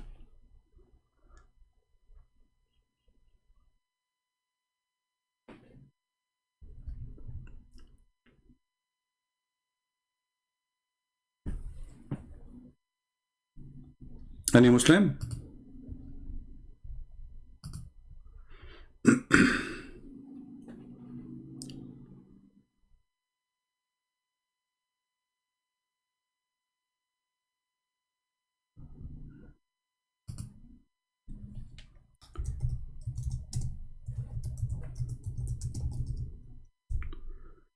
Give me a new version of Paltalk. When I'm going to give you a version of Paltalk, just search it.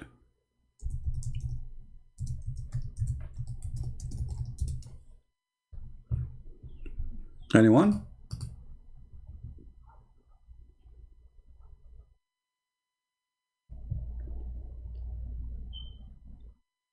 Yeah, the Prophet, he was amazing. He was able to say ALM. This is what kind of a religion they have. You know, they are desperate. Their God is not God. So they have to make God look like God. I mean, the fake God. The Prophet was able to say Alif Lam Mim. How he can do that? That's impossible. How the Prophet can do that? You can put yourself in his shoes. It's impossible. A prophet of God, he is 45 years old, something. He was able to repeat the 3 letters. How he can do that? I mean, come on, we have to be serious here. This is amazing. He said ALM. Do you know how hard to say those things? Here you notice how much this religion is silly and stupid, and they are bankrupt. No serious conversation. No serious questions. Yet silly praising for the fake prophet. The prophet was able to say Alif Lam Mim. Obviously, this is kind of mystery of God. He was able to make a man in the age of 45 to repeat 3 letters in his own language. And one of those letters is his name. Start with letter M, Muhammad, M. A-L-M. You know, La ilma lana illa ma allamtana. And if you don't have that attitude, you cannot understand the rest of the Quran. Forget it. But understand this, did the Prophet sallallahu alaihi wasallam, did he know how to read? No. وَمَا كُنْتَ تَتْلُو مِنْ قَبْلِهِ مِنْ كِتَابٍ وَمَا تَخُطُّهُ بِيَمِينِكَ. Look how he's shaking his head. النبي الأمي, you know, he doesn't know how to read. Yeah. Now when someone does not know how to read, the word alif doesn't make any sense. Make no sense. The word lam doesn't make any sense. The word meme doesn't make any sense, because these are letters of the alphabet. So how you are saying the word, you idiot, if they are letters? How you say the word alif doesn't make sense, the word meme doesn't make sense, the word lam doesn't make sense, but it's letter. How you say it's word? Because these are letters. Oh boy. Alphabet. And the only people who learn the alphabet are people who learn how to what? Read. So the first thing that was given in the surah is reminding you that the messenger himself, alayhi salatu wasalam, has no clue how to read, and yet out of his mouth comes the word alif, lam, mim, which is impossible for someone who doesn't read. It's impossible. I mean, come on. Here you notice how Islam work. Islam work in fooling around, saying stupid things, and nobody dare to this. No, by the way, I'm assuring you that all those who are listening, nobody is even listening. Because if one of them is, a single person is really listening, he will ask right away, what do you mean it's amazing for him to repeat the 3 letters? This guy is speaking the language all his life. And those letters are part of his language all his life. And even they exist in his name. So what do you mean he was able to repeat them, yet you do not know how to read? What does this have to do with reading and writing?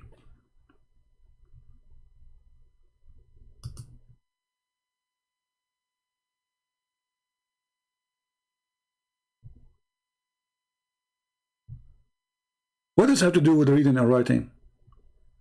Repeating letters. So, because they are worshipping him,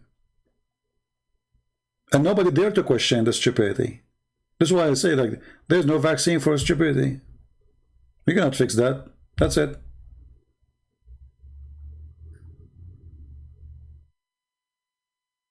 So the prophet was a prophet. And it's a sign that he's a prophet because he was able to repeat the 3 letters.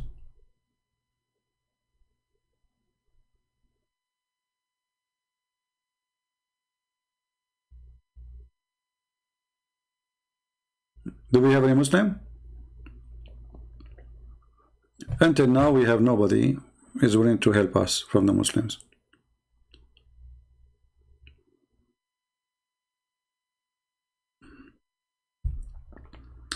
Thank you for those who are saying good words for me. I really appreciate you. And sorry if I don't answer you. Expose the prophecies of the Quran. The Quran has prophecies where? I don't remember any. Where? The Quran have prophecies? Refresh my memory. You know, you remember the Muslim, they say that the prophet, he spoke about the victory of the Roman? Do you remember?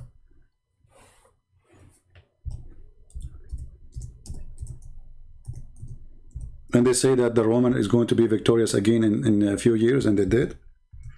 First of all, this is false prophecy, because they did not really take in less than 9 years. It took them many years after. But let me show you how the prophecy of Islam works. Let us see.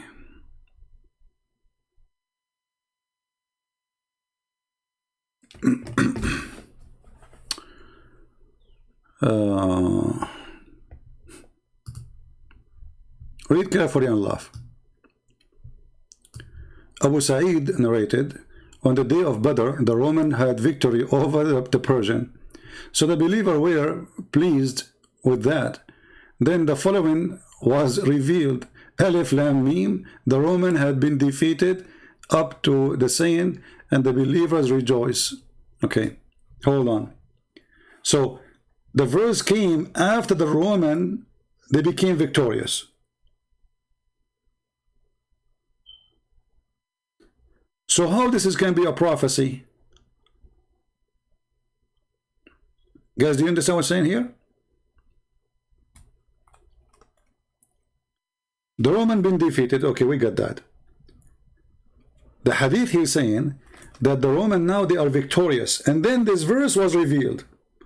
So according to this verse, the hadith here, this verse was revealed after they've been victorious. So where is the prophecy? Do you see it? On the day of Badr, the Roman had victory. Do you see it? Over the Persians. So the believer will rejoice, pleased.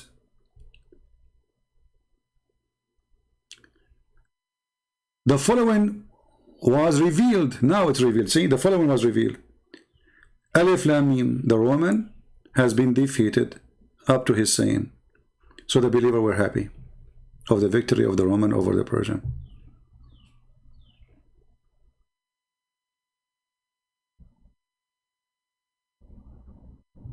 So let me tell you a prophecy based on this standard of a prophethood. Donald Trump, he was defeated.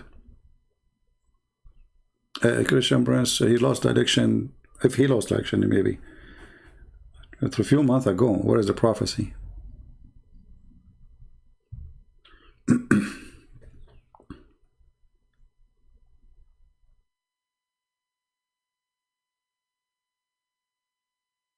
Well, the mole in the prophet bag is a joke. I don't think this is true. You know, the Muslims, they have always wrong understanding for the Arabic. The Muslim, what they say, that the prophet, he have a mole based on the verse in the Quran. But the verse in the Quran, it doesn't say. You see, the Muslim always, they have wrong understanding of their book. If you go to chapter 33, verse number 40, this verse says, Muhammad was not the father of any among you. And then now you find that every Muslim king, he claimed to be descendant from Muhammad. Every one of them. King of Morocco, King of Jordan, Saddam Hussein, Al-Qaddafi, every scumbag, he claimed to be descendant from Muhammad. Just to take over the Muslims. And then Muhammad is AW, not a father of any among you, but he is a messenger of Allah. And the last end of the prophet, this is a translation. This is why it's important if you want to study a religion, a cult, to know the language. In Arabic, it doesn't say anything about the last. It doesn't say the end. It's a lie. The word in here, it says, Khatamun Nabiyyin. Khatam. The word Khatam is a stamp. You know a stamp? That is Khatam. You can check it out in the dictionary. So what Muhammad is saying, that he is the one who approved all the messengers came before him. He's not the last one, and he is not the first one, and he is not descended from any of them, and you don't have descendant too. Yet he is the one who agree with all the prophets who came before him. So he have his, you know, his stamp or seal over what they said. He agree with it. This is why the Quran have tens of verses saying, مصدقا لما معهم. He agree in what would they have. He believes in what they have, in what is given to them. So this is again a wrong understanding. Because you see, if Muhammad is the last prophet as the Muslims understand it, then how Jesus is coming back? Muhammad, he said, let me find the hadith.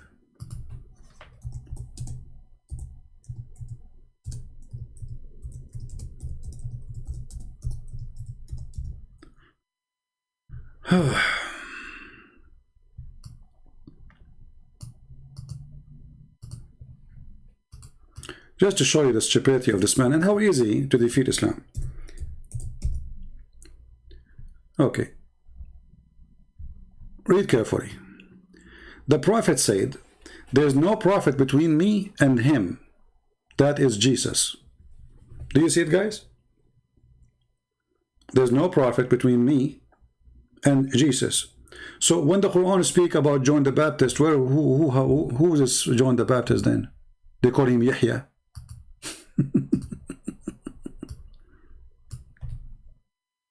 Stupidity is amazing.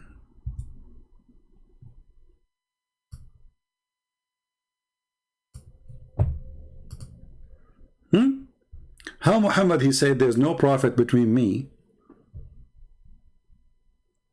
and Isa. And then the stupid Quran says that Zechariah, he have a son, his name is John, and he is a prophet.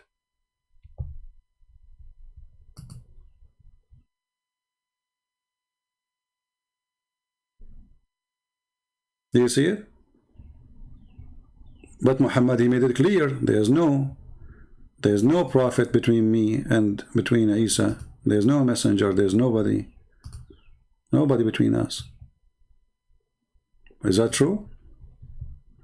The Prophet said, there's no prophet between me and him. He mean what? Jesus.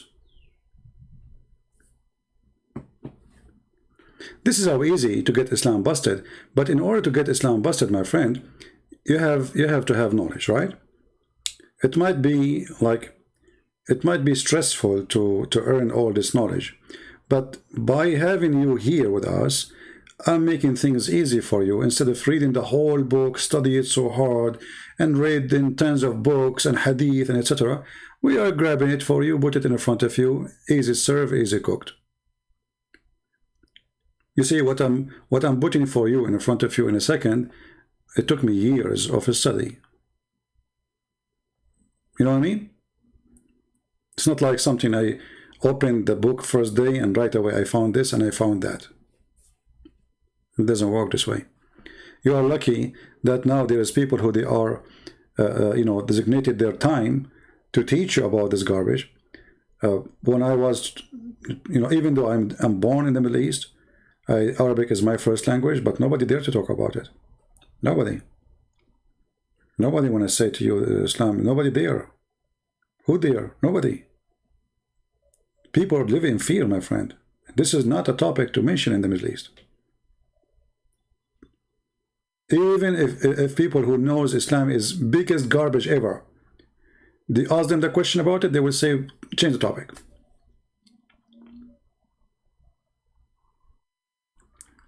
Zechariah supposedly is the father, according to the Quran, he is the father of Yahya. And then you ask yourself, where is the word Yahya coming from? Yahya is John the Baptist. Always Muhammad, he have his own names for everything.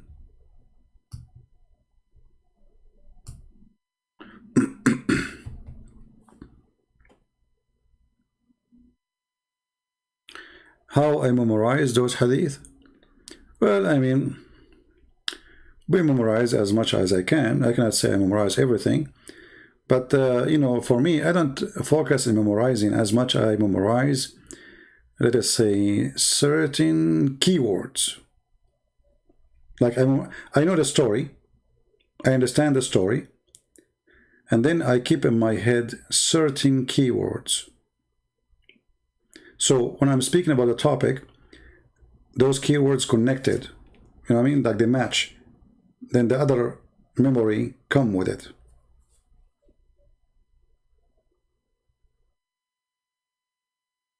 Well, this is a CD course, my friend. What we are doing here? I'm staying here for 3, 4, 5 hours. This is a CD, you know, download it, make it a CD. What do you want more? I'm showing the screen, I'm answering live. CD, the teacher talking and the student are not there. But now you are asking questions, I'm asking you, I'm answering you right away.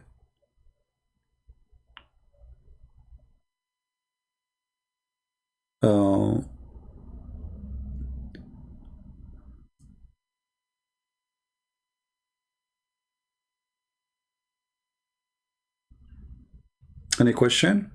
Until now, no Muslims want to call us, sadly. You know, nobody want to answer us why we need 70 or 80,000 little child in the heaven to serve us.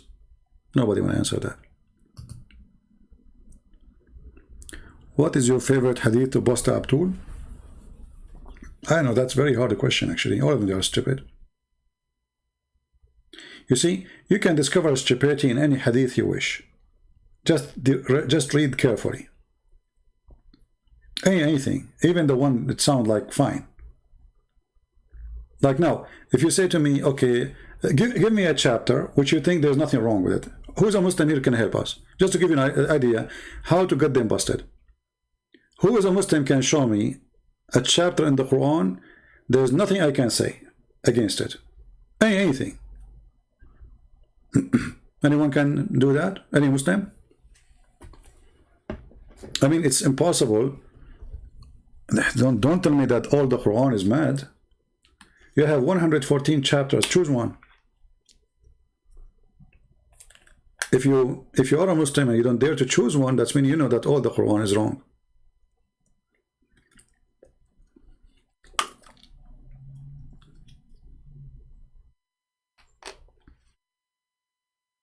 Anyone? All the Quran, even the one the Muslim they think it's really good, you know, all the Quran. الكتاب المقدس يوجد كلمة الله هل هو? No, my friend Rami, this is translation. This is a false translation for the Holy Bible. The word Allah does not exist in the Greek book, does not exist in the Hebrew, and does not exist in the Aramaic. In the Aramaic we have ilah, il, which is the word the Hebrew coming from. The Hebrew is taken from the Aramaic. All those languages, by the way, they are born of the Aramaic. Hebrew, Arabic. Arabic is a mix of languages. Arabic is not even a language by itself. Arabic is a mix of Persian, Hebrew, Aramaic, but major number of it, or let's say word of it, is coming from the Aramaic.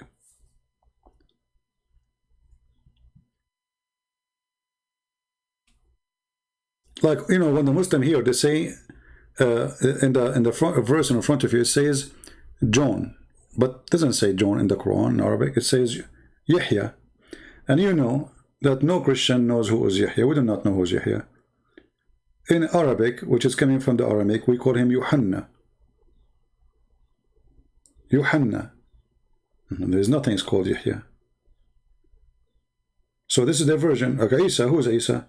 But if you read in the Quran, it says, the translation says Jesus. This is false translation of the name of Christ, the same as the false translation of the word Lord or Jehovah or Yahweh in the Arabic Bible. So if you have an Arabic Bible, I advise you to do this.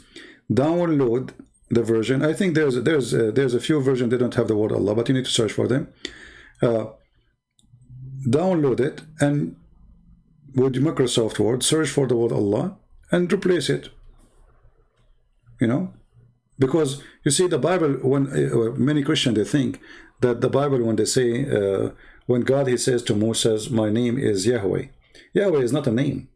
Even he says to him, my name, the word name, but this is how you call me. I am who I am. This is not a name.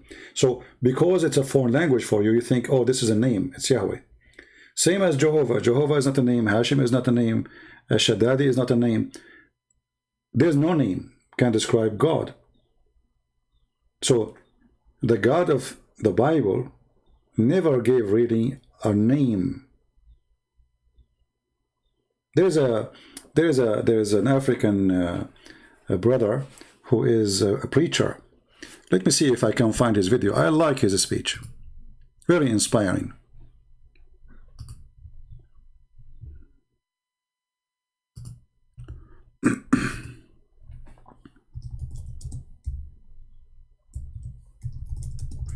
And this is what happened when somebody is passionate.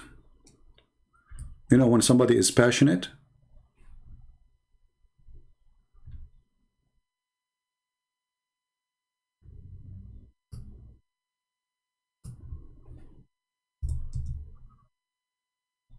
somebody he is speaking from his heart. Let me see if I can find. I don't remember the name of this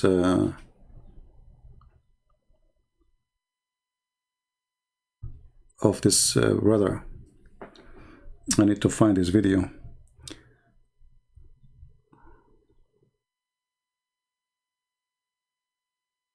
Like I know he's. I think he passed away a long time ago.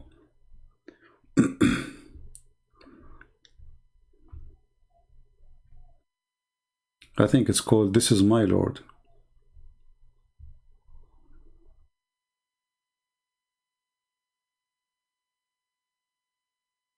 Yeah, I don't know how to find it.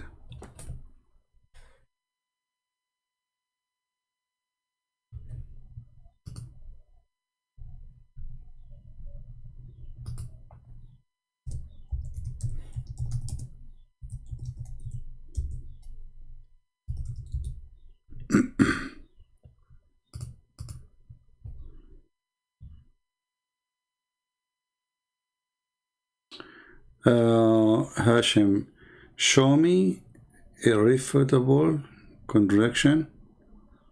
Well, everything is contradiction.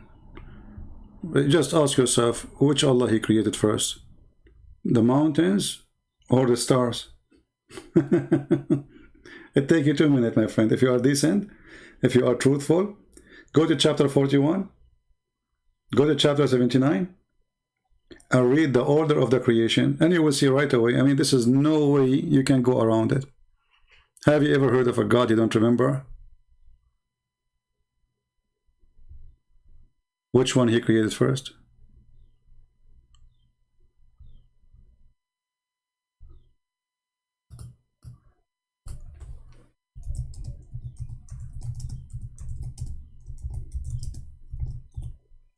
Did you hear me, my friend, Hashim?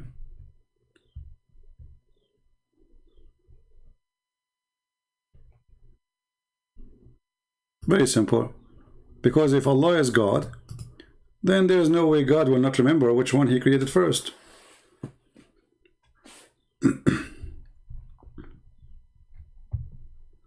This is the easiest one.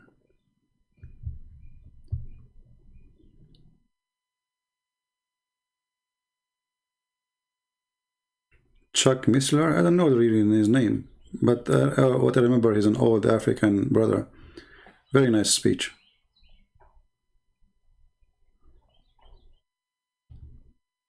Are you with me, Hashim? Check it out. You see, remember the Quran says that Allah, he created everything on earth and then he went to heaven.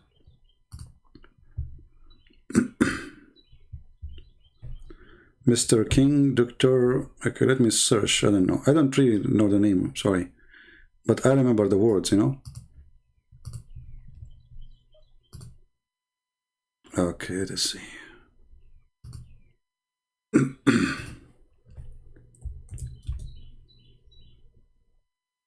Yeah, maybe this is the gentleman. Let us see. That is my king.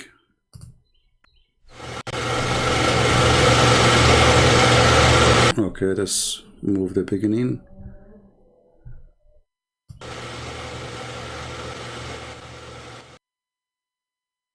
We're playing the video. I am called upon everywhere I go. Yeah, this is an old recording of this. Explain what kind of name I have. Yeah, but let us see where he. This is all the speech, I think. Yeah, this is the same person. You're right. His name is Dr. S.M. Lockridge. Yeah. This is my Lord.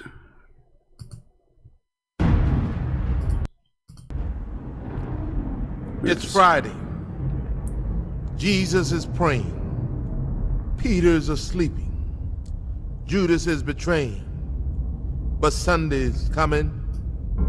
It's Friday. Pilate's struggling. The council is conspiring. The crowd is vilifying.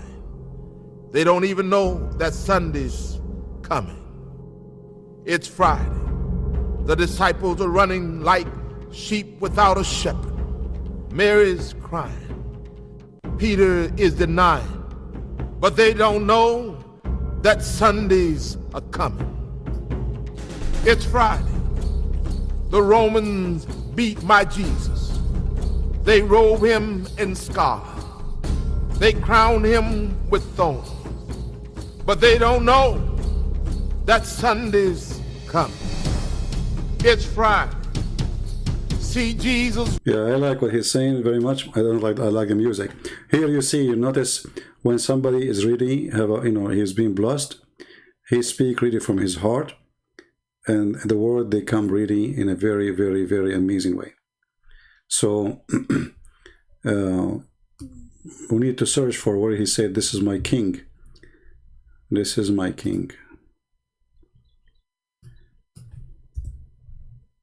The sermon he have is very long.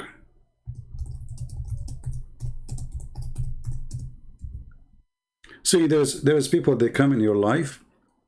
I never met him, I don't know him, this person, but you will never forget them. I mean, their speech is amazing, inspiring, and he is, when this guy was born, I wasn't exist yet in this earth.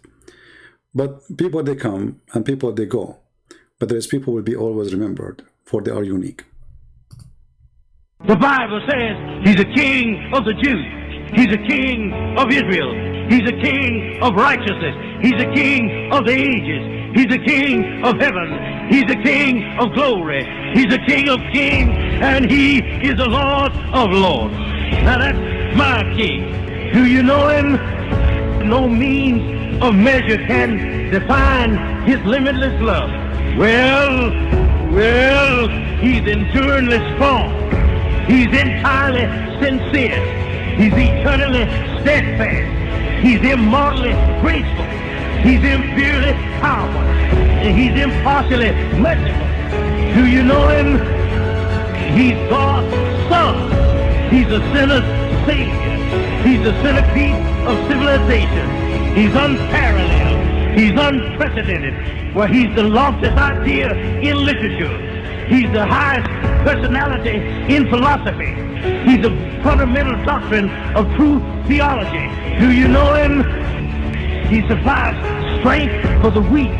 He's available for the tempted and the tried. He sympathizes and he saves. He heals the sick.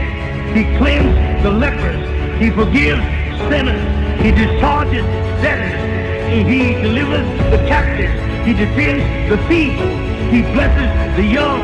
He serves the unfortunate. He regards the aged. He rewards the diligent. And he beautifies the meek. Do you know him? My king is a key of knowledge. He's a wellspring of wisdom. He's a doorway of deliverance. He's a pathway of peace. He's a roadway of righteousness. He's a highway of holiness. He's a gateway of glory. Do you know him? His light is matchless. His goodness is limitless. His mercy is everlasting. His love never changes. His word is enough. His grace is sufficient. His reign is righteous. His yoke is easy and his burden is light. Well, I wish I could describe him to you, but he's indescribable. He's indescribable. Yeah. Amazing. He said, I wish I can describe him for you. I mean, after all what he said, I wish I can describe him. Amazing. This guy is really amazing. Unbelievable. He's indescribable. He's indescribable. Yeah. He's incomprehensible. He's invincible. He's irresistible. You can't get him out of your mouth. You can't get him off of your head. You can't outlive him, and you can't live without him. Well, Pharisees couldn't stand him, but they found out they couldn't stop him. Pilate couldn't find any fault in him. Herod couldn't kill him. Death couldn't handle him, and the grave couldn't hold him. That's my king. Yeah! He always has been, and he always will be. I'm talking about he had no predecessor, and he'll have no successor. You can't even beat him, and he's not going to resign. That's right. Yes, my friend. I'm into that, my friend. Amazing. Very beautiful. You see, the Muslims, they speak about the beautiful Quran. I mean, this brother here, I challenge the God of Islam, he can come with a speech like this. Not like what we say in front of our screen. Stupidity, an ant, she said to the ant, hide kids for a story. I mean, it's not even good for cartoon. This is not, this guy is just an inspired person speaking from his heart. Beautiful words. He knew his book very well. He knew his Lord very well. And he keeps saying to you, I wish I can describe him for you. After all what he said, I wish I can describe him. And everything he said is coming from the Bible. You know? Everything he said is coming from the Bible. And here, by the way, I want to remind the Christians how beautiful Christ is. You see, one day, the disciple of Jesus, they came and they went to all the world to teach, right? So they went to Europe, some they went to Africa. According to the Coptic Church, St. Thomas, he went to Africa, to Egypt. And some they went all the way to Asia. But imagine, my friend, that one day, the African, they have no idea anything about Christ. And the African, they receive a Christ. And time come, and the African, they teach you about Christ. Isn't it amazing? One day, Christians, white Christians, let us say, used to go to Africa to baptize the African, to teach them about Christ. Today, the African are baptizing the white and teaching the white about Christ. Isn't it beautiful? Isn't it amazing? And this is telling you that Christ, he's in the heart of those who believe. Doesn't matter what is their color. Doesn't matter what their ethnic. You hear this guy, and you compare him to many who, who speak, who preach, but you will see that this person is speaking from really from his heart. I mean, this guy, his heart is almost coming to come out of his chest to say what he want to say. And I guarantee you, this guy, he don't prepare himself. I guarantee you that this person, he's not reading from a paper. I never saw him, by the way. But I am sure he don't read from a paper.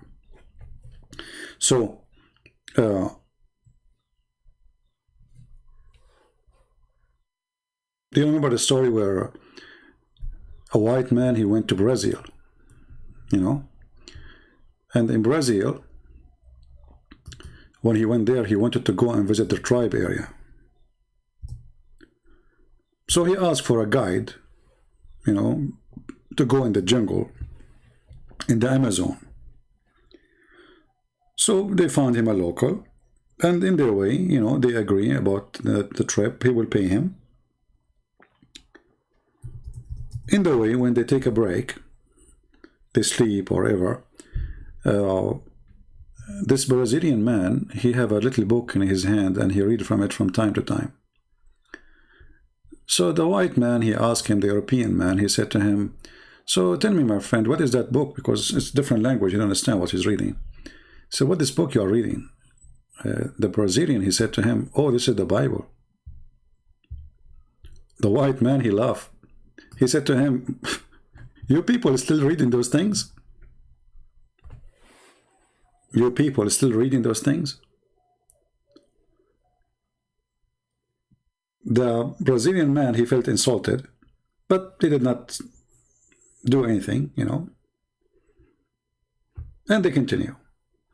And then they arrive where they want to, really the trip is to go. So they went to old caves where the old tribes used to live, and they used to eat a human. They used to eat a human. So the man, he showed him the bones, he showed him how he used to cook, they showed him the remain of a human being, those who've been eaten by the tribe. And he is one of the tribe. He used to be his, you know, he is descendant from that tribe. So the white man, he said to the Brazilian man, he said, so now those, your people don't eat people no more? He said, no. He said, what happened? The Brazilian man, he held the Bible in his hand, and he said to him, if not this book, you will be in my dish. If not this book, you will be in my dish. So the foolish white man was making fun of the Bible, saying, you still read those things? Making fun of this man for reading the Bible. And then at the end, he recognized that if not that book, today you are going to be cooked, and we will eat you with no mercy. So this is how the stupid man, he lived. And this is how the stupid man, he died. He think he is perfect. He think that the Bible did not change the life of tens of millions, did not change the Christian life, did not change the civilization. Man is a beast, my friend. The man is literally is a beast. When a man, he act like an animal, he is the worst animal. There's no animal like him. He is the worst. Because animals, they kill to eat. Human, they kill for joy. They torture for fun. They take what they don't need. The rich want to be richer. You see a cat, she kidnap a chicken and she eat the chicken, and now that's it, she is done. She don't go after another chicken. Another chicken for another day. A human being, he don't do that. He want to take what he have, and he want to take what he don't have.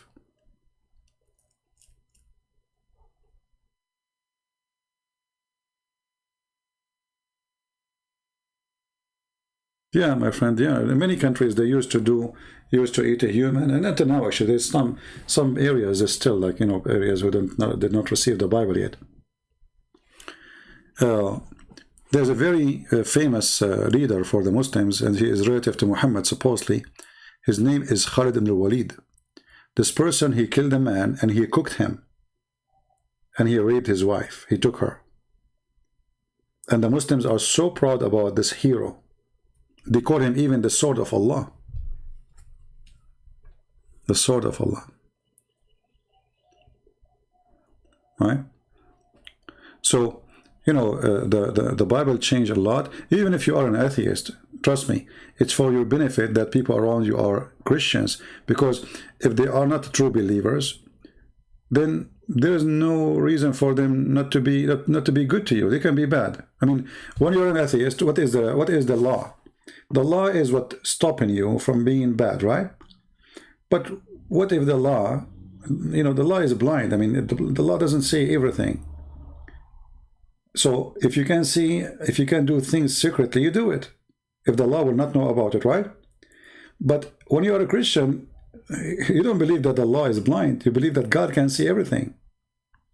So when a Christian, he think about doing something bad, he knew that it's bad. He feel guilty, and he knew that God, he can see. He's not blind. But if you're an atheist, you can hide your crime. So all what you need to do, you know, you commit your crime and you hide the crime. You hide the evidence. But if you're a believer, you hide it from who exactly? From who? From God? So it's for your benefit to be a believer. So Hashim, did you check the reference, my friend? You asked me to show you a contradiction, and you said you will leave Islam. Did you check it? I gave you time to check it out.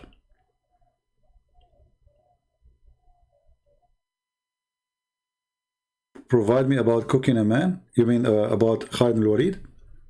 Well, as long as you speak Arabic, just search. Let us see. Khalid.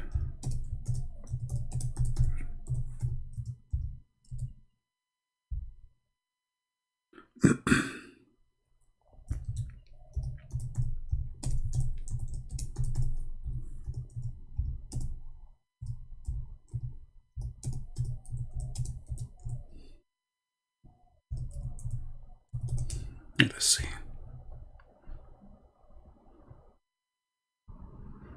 Even the Muslims, they have videos about it. They are proud about it. The Sheikh is proud how he cooked him. He cooked his head, and he had sex with the wife.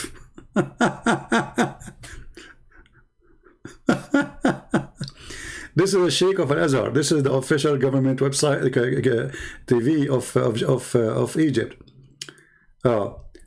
It says here, as long as you speak Arabic, خالد بن الوليد يقطع رأس الصحابي مالك بن النويرة ويطبخها.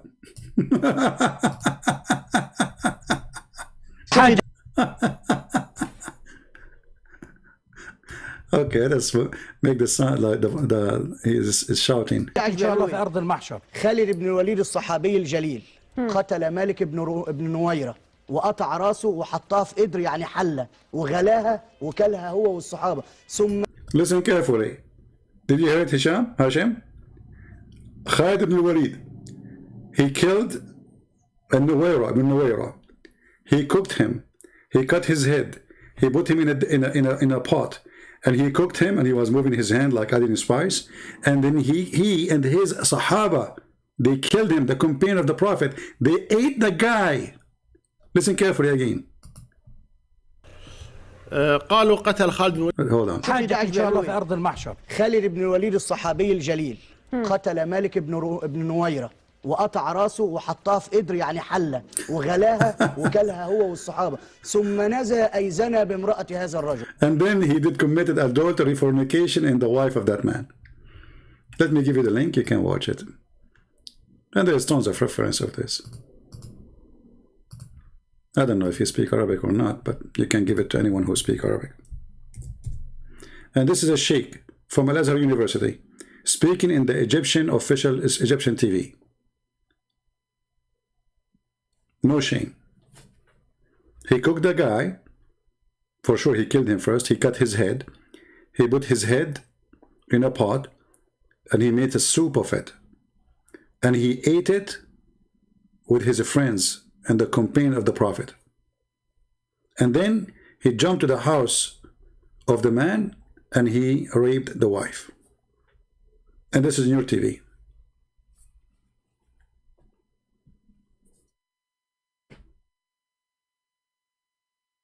Actually, in the book of Al-Azhar University, it's teaching about how to eat. Let me see, hold on. If somebody leave Islam, you can eat him raw. If somebody is not, you have to cook him, I think. Hold on.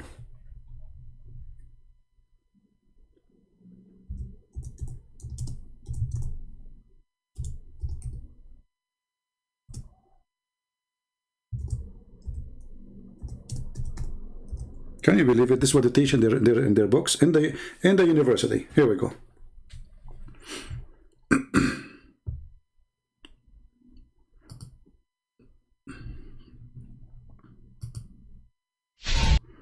Let's see, hold on.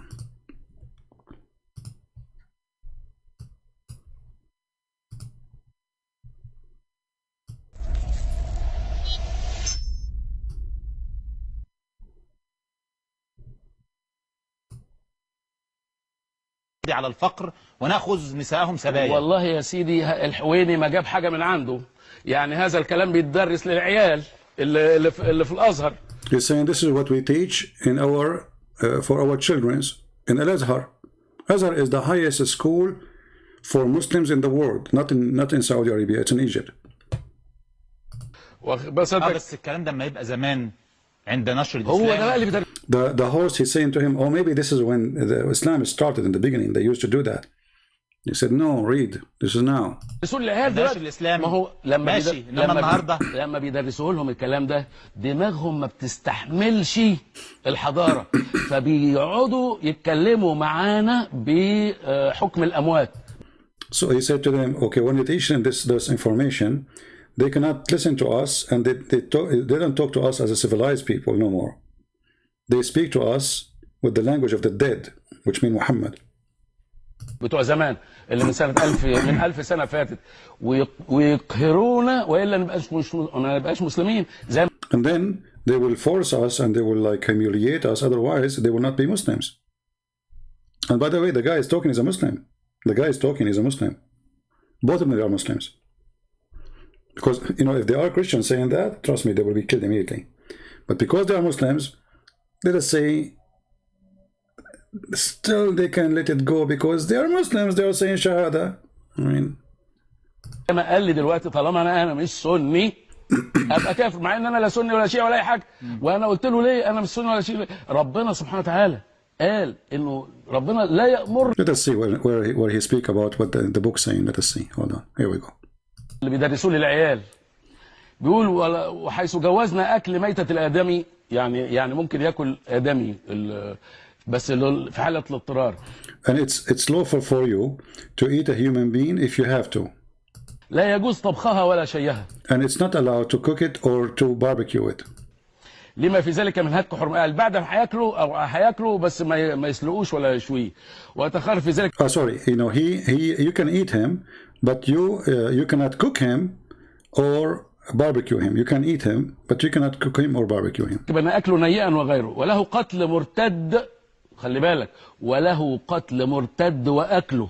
And it's lawful to kill someone who left Islam and eat him. It's lawful to kill someone who left Islam and to eat him.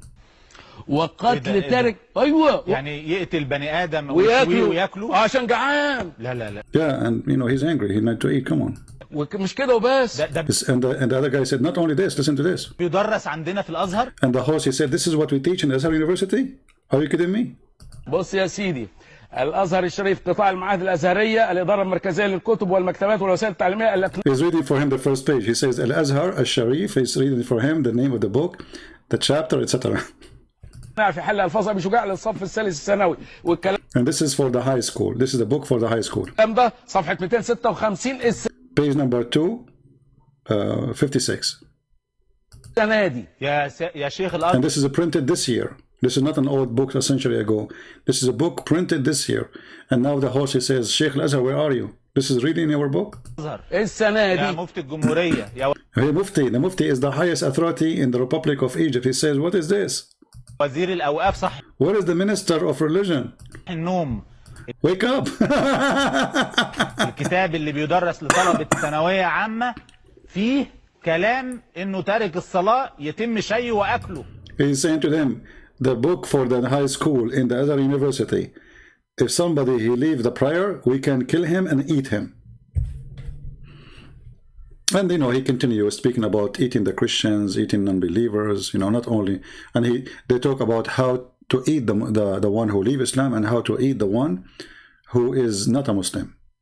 You know, there are different method of the way you eat them. Hisham, he left Islam? Oh, I wasn't looking. Okay, well, I'm happy for you, Hisham. Good for you, my friend. Call me if you want, so we can hear you. This is the religion, and this is the official government website. This is, I mean, the TV. This is not, you know, and remember, this is an Islamic country. I mean, nobody dare to say something if it's not true. You know what I mean? Those people will be dead in a second if they are fabricating things. And they are Muslims. But this is the truth. This is Islam. Let me post the link for you, for those who speak Arabic. If you speak Arabic, actually, please translate this video so people can see. You know? But at the same time, when the Muslim, they speak to non-Muslim, they say to you, Islam is peace, Islam is merciful, Islam is... this is Islam. This is really Islam.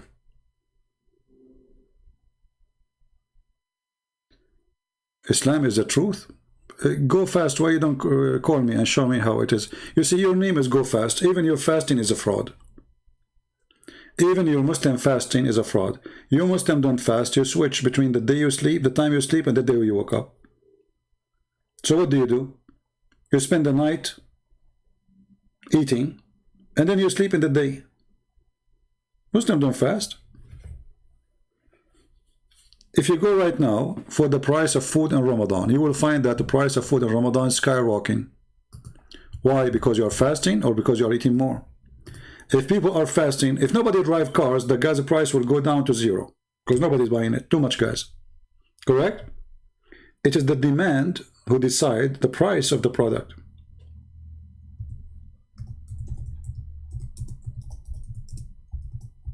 But because in Ramadan you eat way more, you don't fast. Every time Ramadan comes, prices go skyrocketing. Why? And supposedly the government, they try to stop the prices from going, but it's impossible. You know, they cook like crazy, they eat like crazy, and it's time for showing off. You know, they start inviting each other, and everyone want to show the other one, but he's more more wealthy. It's a show off, you know, show up time. This is why you see in month of Ramadan there's way more heart attack, way more violence, and way more death, because people, they are not eating correctly. You can search all those things in Google. I'm not making things up. Don't listen to me. Go right now, search Ramadan food price. Yeah, search it. You will find right away how the price go crazy. And then ask yourself, if people are fasting, why the price of food go crazy?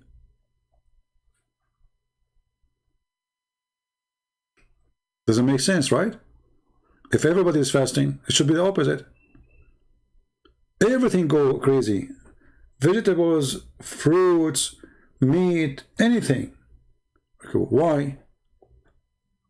I thought you are fasting.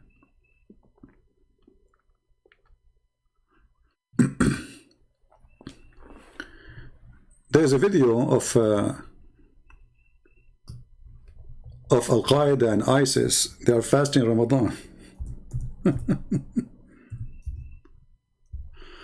Oh boy.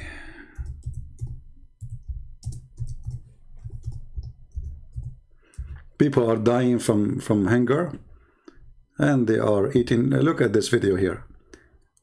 Hold on. I cannot find the original video. I want to find the video. They took most of the videos of ISIS. I wish I saved them all, because you know, Google is trying to delete them all from the internet.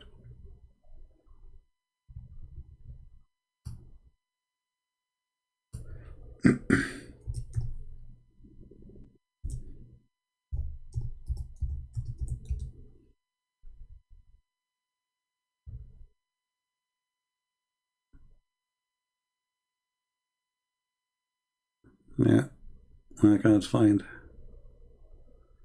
Anyway, they were having like the most fancy food. I mean, like crazy, you know, and people are there, they are dying, they are hungry. Yeah, that is the fact.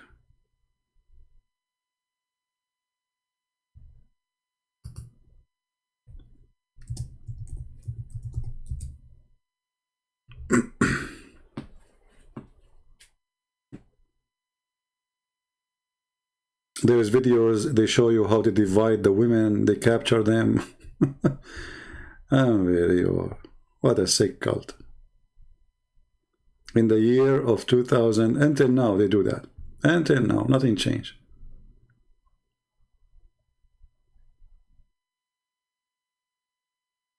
Nothing changed. Very sick cult.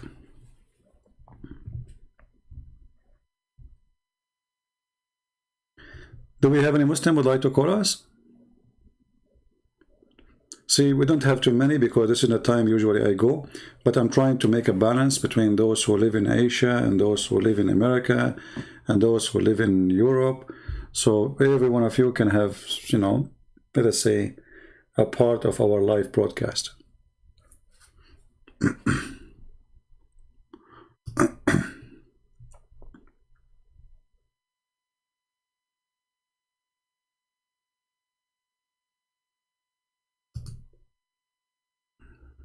Yeah. You see, the what's your name? You posted a website for the Shia, right? The Shia, they are posting about Khalid ibn Walid, he killed the guy. What about Ali? He burned people alive. Yeah, the same.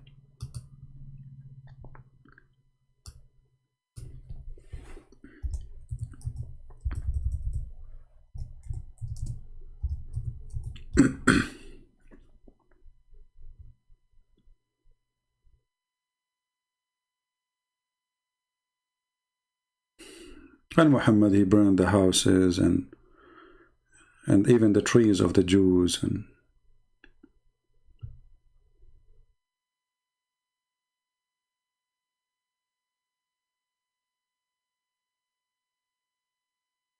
see,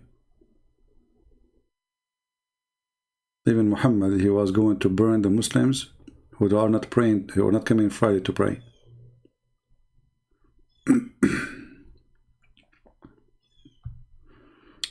All this, here we go. Ali burned some people, and this is news reached to Ibn Abbas. See? So the Shia are talking about the guy who cooked a man and he raped, you know, his wife. Well, was Ali better? Was he?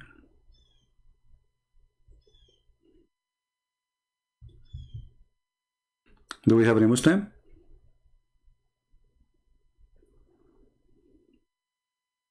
Nobody?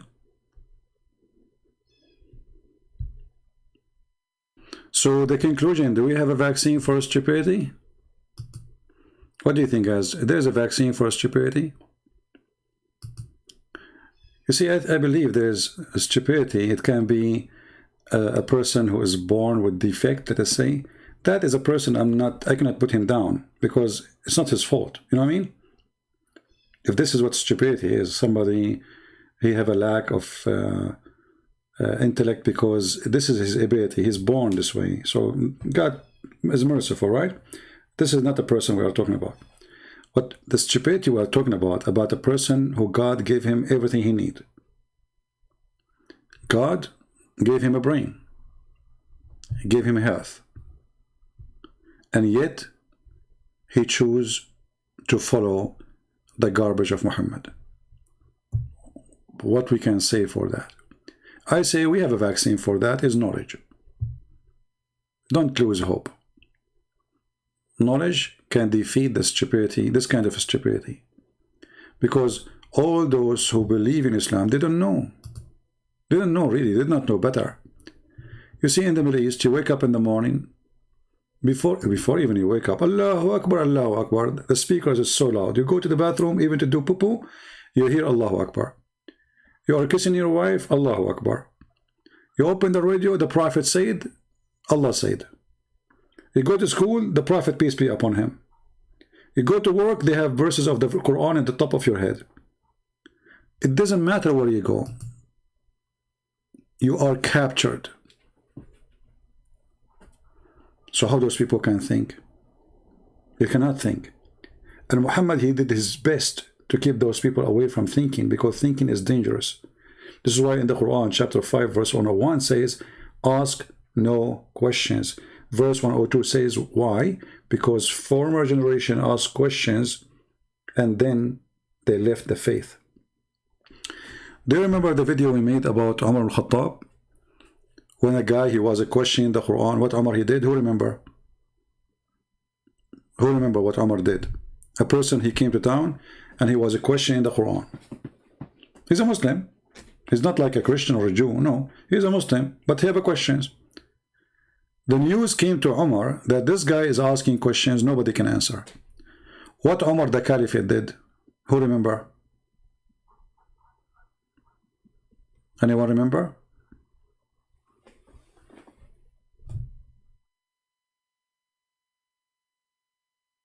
Nobody?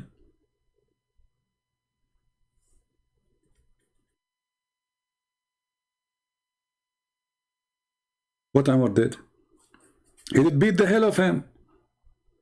He prepared for him a piece of wood made from the palm trees, have needles, like nails.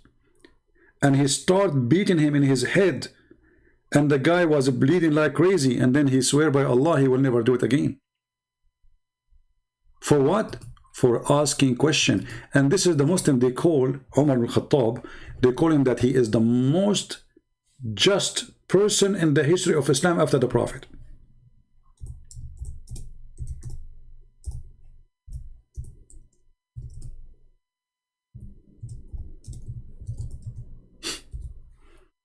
I mean, how you ask a question?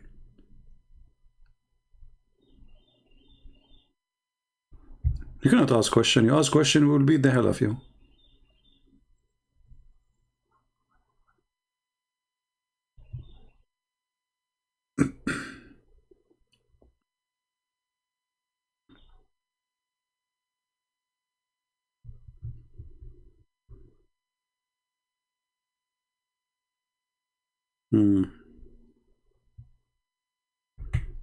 Any Muslim?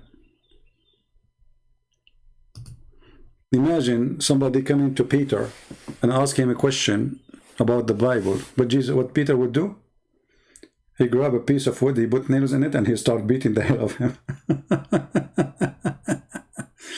And that will make him a good believer right away. I mean, the guy, he became right away a great believer. He never asked question after that.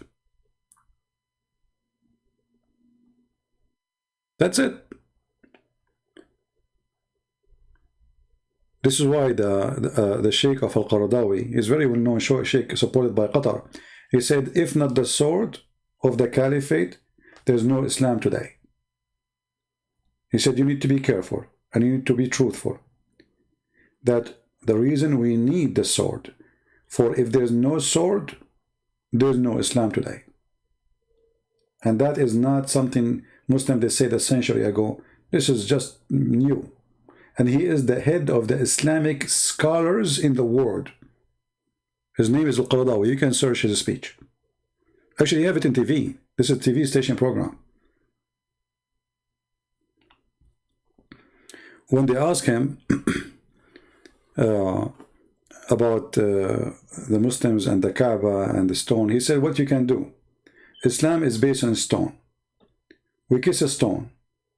We go around a stone, and we bow down in front of a stone, and then when we want to punish the shaitan, we throw a stone. This is Islam.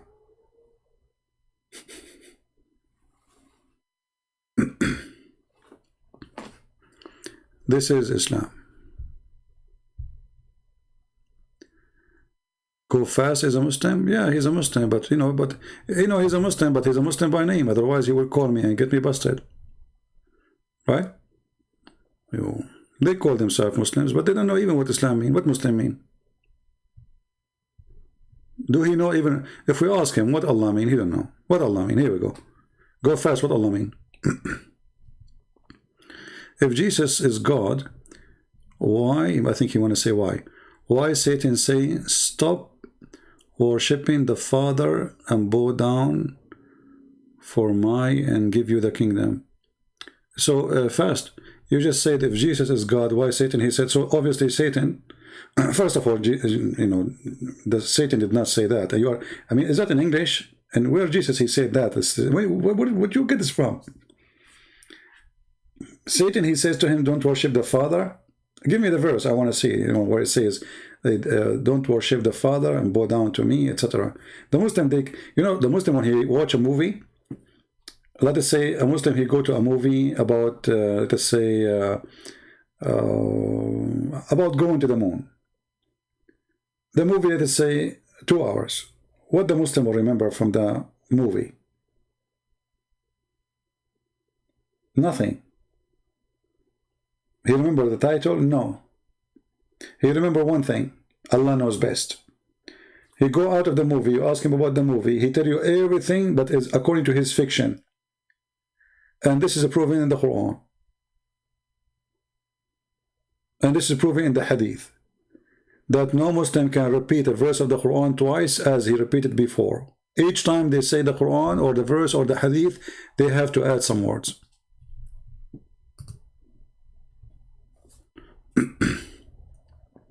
And why you are talking about Jesus, if he is God or not? Let us focus if Allah is God. What kind of God do you think that women have a sperm coming from their ribs?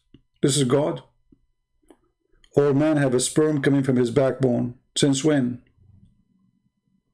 Look like your God, you do not know anything. You never heard of something called testicles.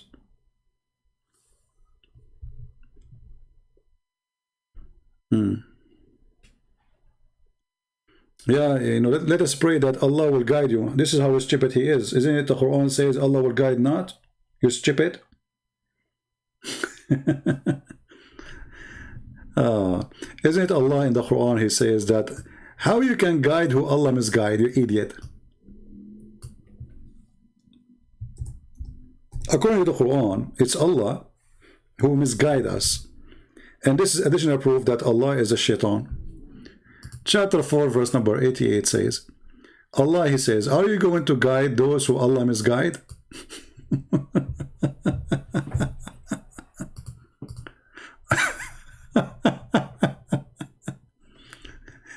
I mean, have you ever heard of a God, he says such a statement? Hey, listen, Muhammad, are you going to guide those who I deceived them? I deceived them. You want to guide them? What's wrong with you?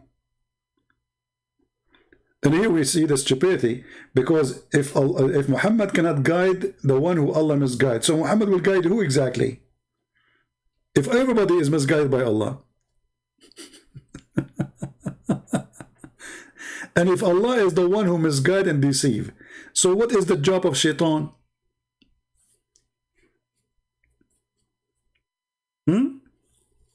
What shaitan he do for a living exactly? If Allah is the one who misguide, and Allah is saying, are you going to guide? Read carefully.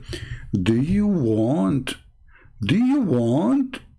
to guide him whom Allah has made to go astray? Who made him go astray? Allah. Do you see it?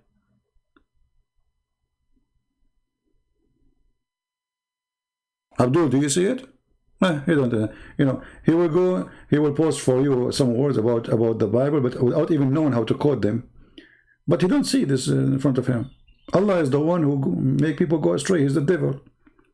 And Muhammad is not allowed to guide. And then he says to you, may Allah guide you. This is why I say Muslims, when they say to somebody, may Allah guide you, they don't know what they are talking about. Can you say to somebody, may Allah guide you, when Allah, he says, you cannot say that? He's saying to you, are you going to guide who Allah made astray? Allah made us go astray.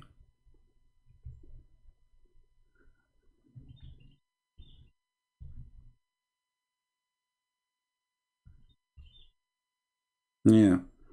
Anyway, go fast. Just go, my friend. Go. Go fast. Don't come here again. Let your dad come. Because obviously I don't even understand your English. Is, you know, I thought my English is bad, but now I feel better. Thank you. You made me feel better about my English. Go fast. You know, the Prophet was fasting. How the Prophet fasting? He was sucking the lips of Aisha. This is how fasting works.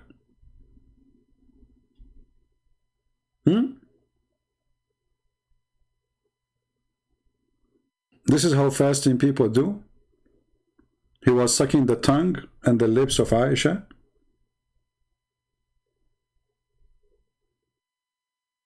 Maybe he was out of water.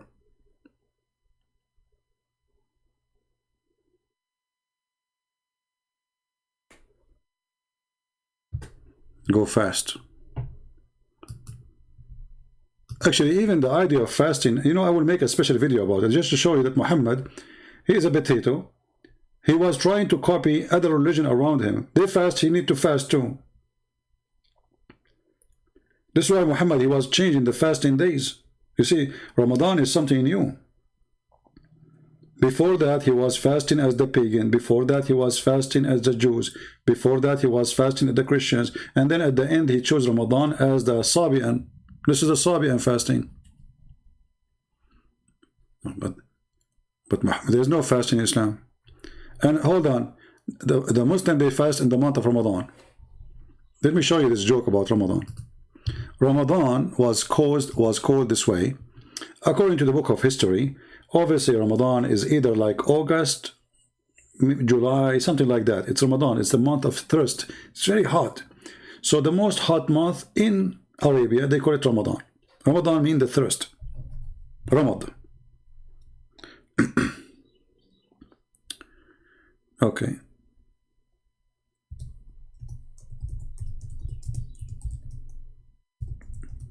So the Arab, they have a calendar, and Ramadan is one of their months, the pagan month. So Muhammad, he took the Arab calendar, but he played with it. What he did? The idiot.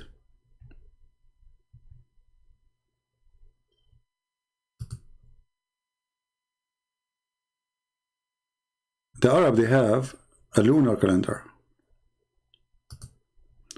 Let us see here.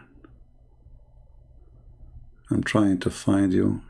I mean, I try to open a Muslim website and I see nothing but commercial.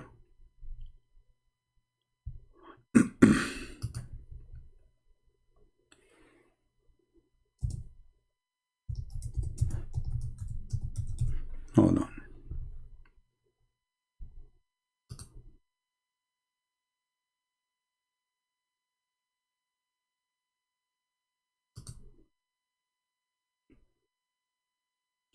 All right. So when Muhammad, he went supposedly to Yathrib,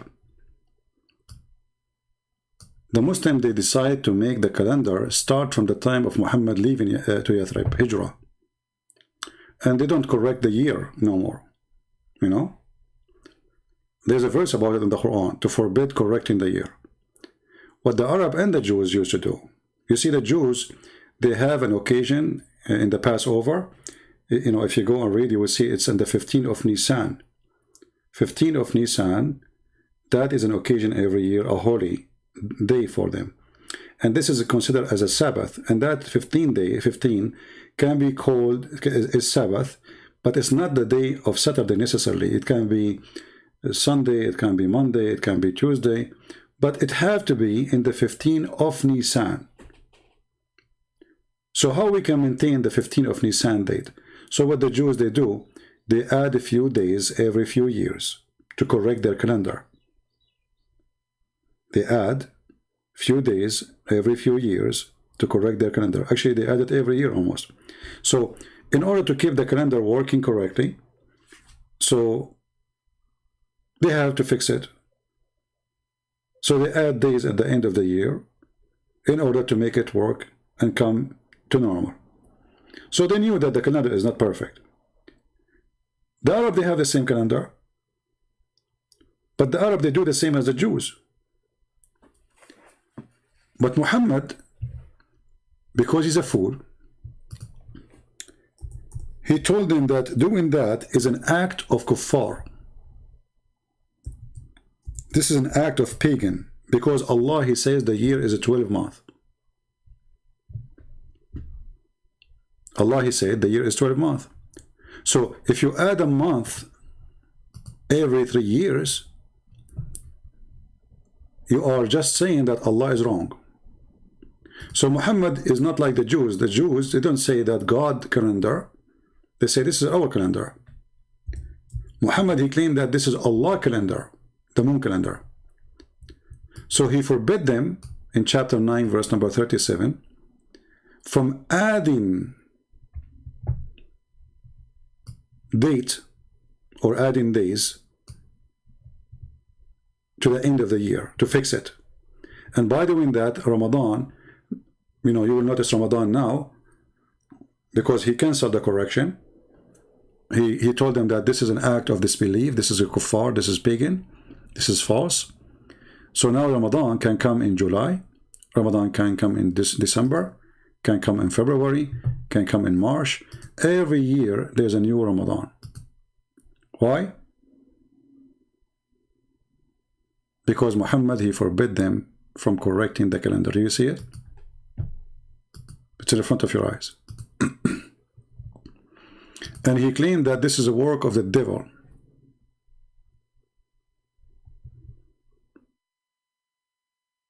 It's in the front of you. I am not in Palto, guys. I just left because we are done for today. I'm not going to stay longer. Already we are here for 4 hours. All right? But do you see the verse? Remember this verse. Muhammad, he destroyed the calendar of the Arab by making such a verse.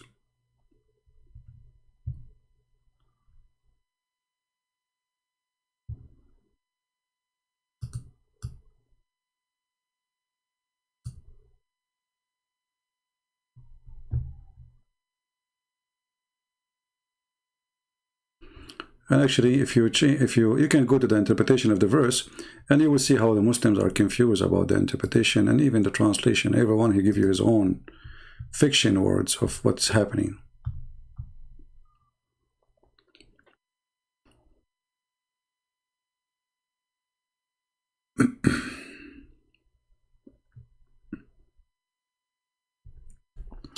Anyway, I think we are done for today. I want to say thank you. Don't forget to download the video. And we will try to come on air tomorrow if we can. God is willing. If we live, and if we are healthy, and if the Lord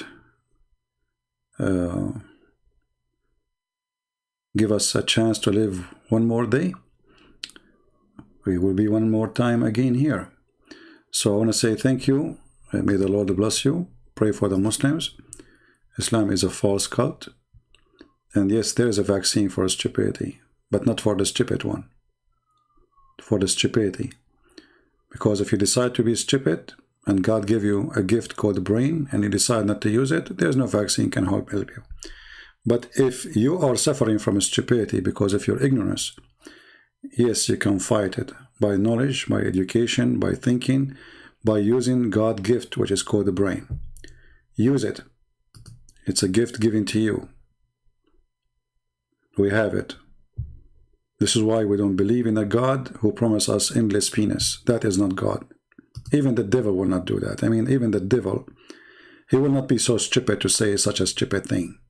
I mean, this is the devil himself, the most disgusting person, supposedly. He will not go that low. You know what I mean? I think even the devil will be shy to say what Allah is saying. I don't think the devil, he will come and say, hey, I will give you endless penis. I mean, this is a child, this is stupid, this is silly, not only disgusting. The devil, I think, he's low, but not that low. Allah is lower than the devil. Way more low. I think the devil is learning from Allah. Even though, biblically, no, the Bible says that Satan is the father of all lies. But I think Muhammad is more law than the devil. You know what I mean? All lies come from the devil, yes. But Muhammad, he is the father of all lies at the end of the day. Because he is the one who promoted. And he is the one who claimed it's from God. And obviously the devil is within Muhammad. And Muhammad is the devil. Thank you for being here. May the Lord bless you. Until we see you soon again. Christ is Lord. Islam is false. And don't forget to download the videos because we will take them down very soon. Take care.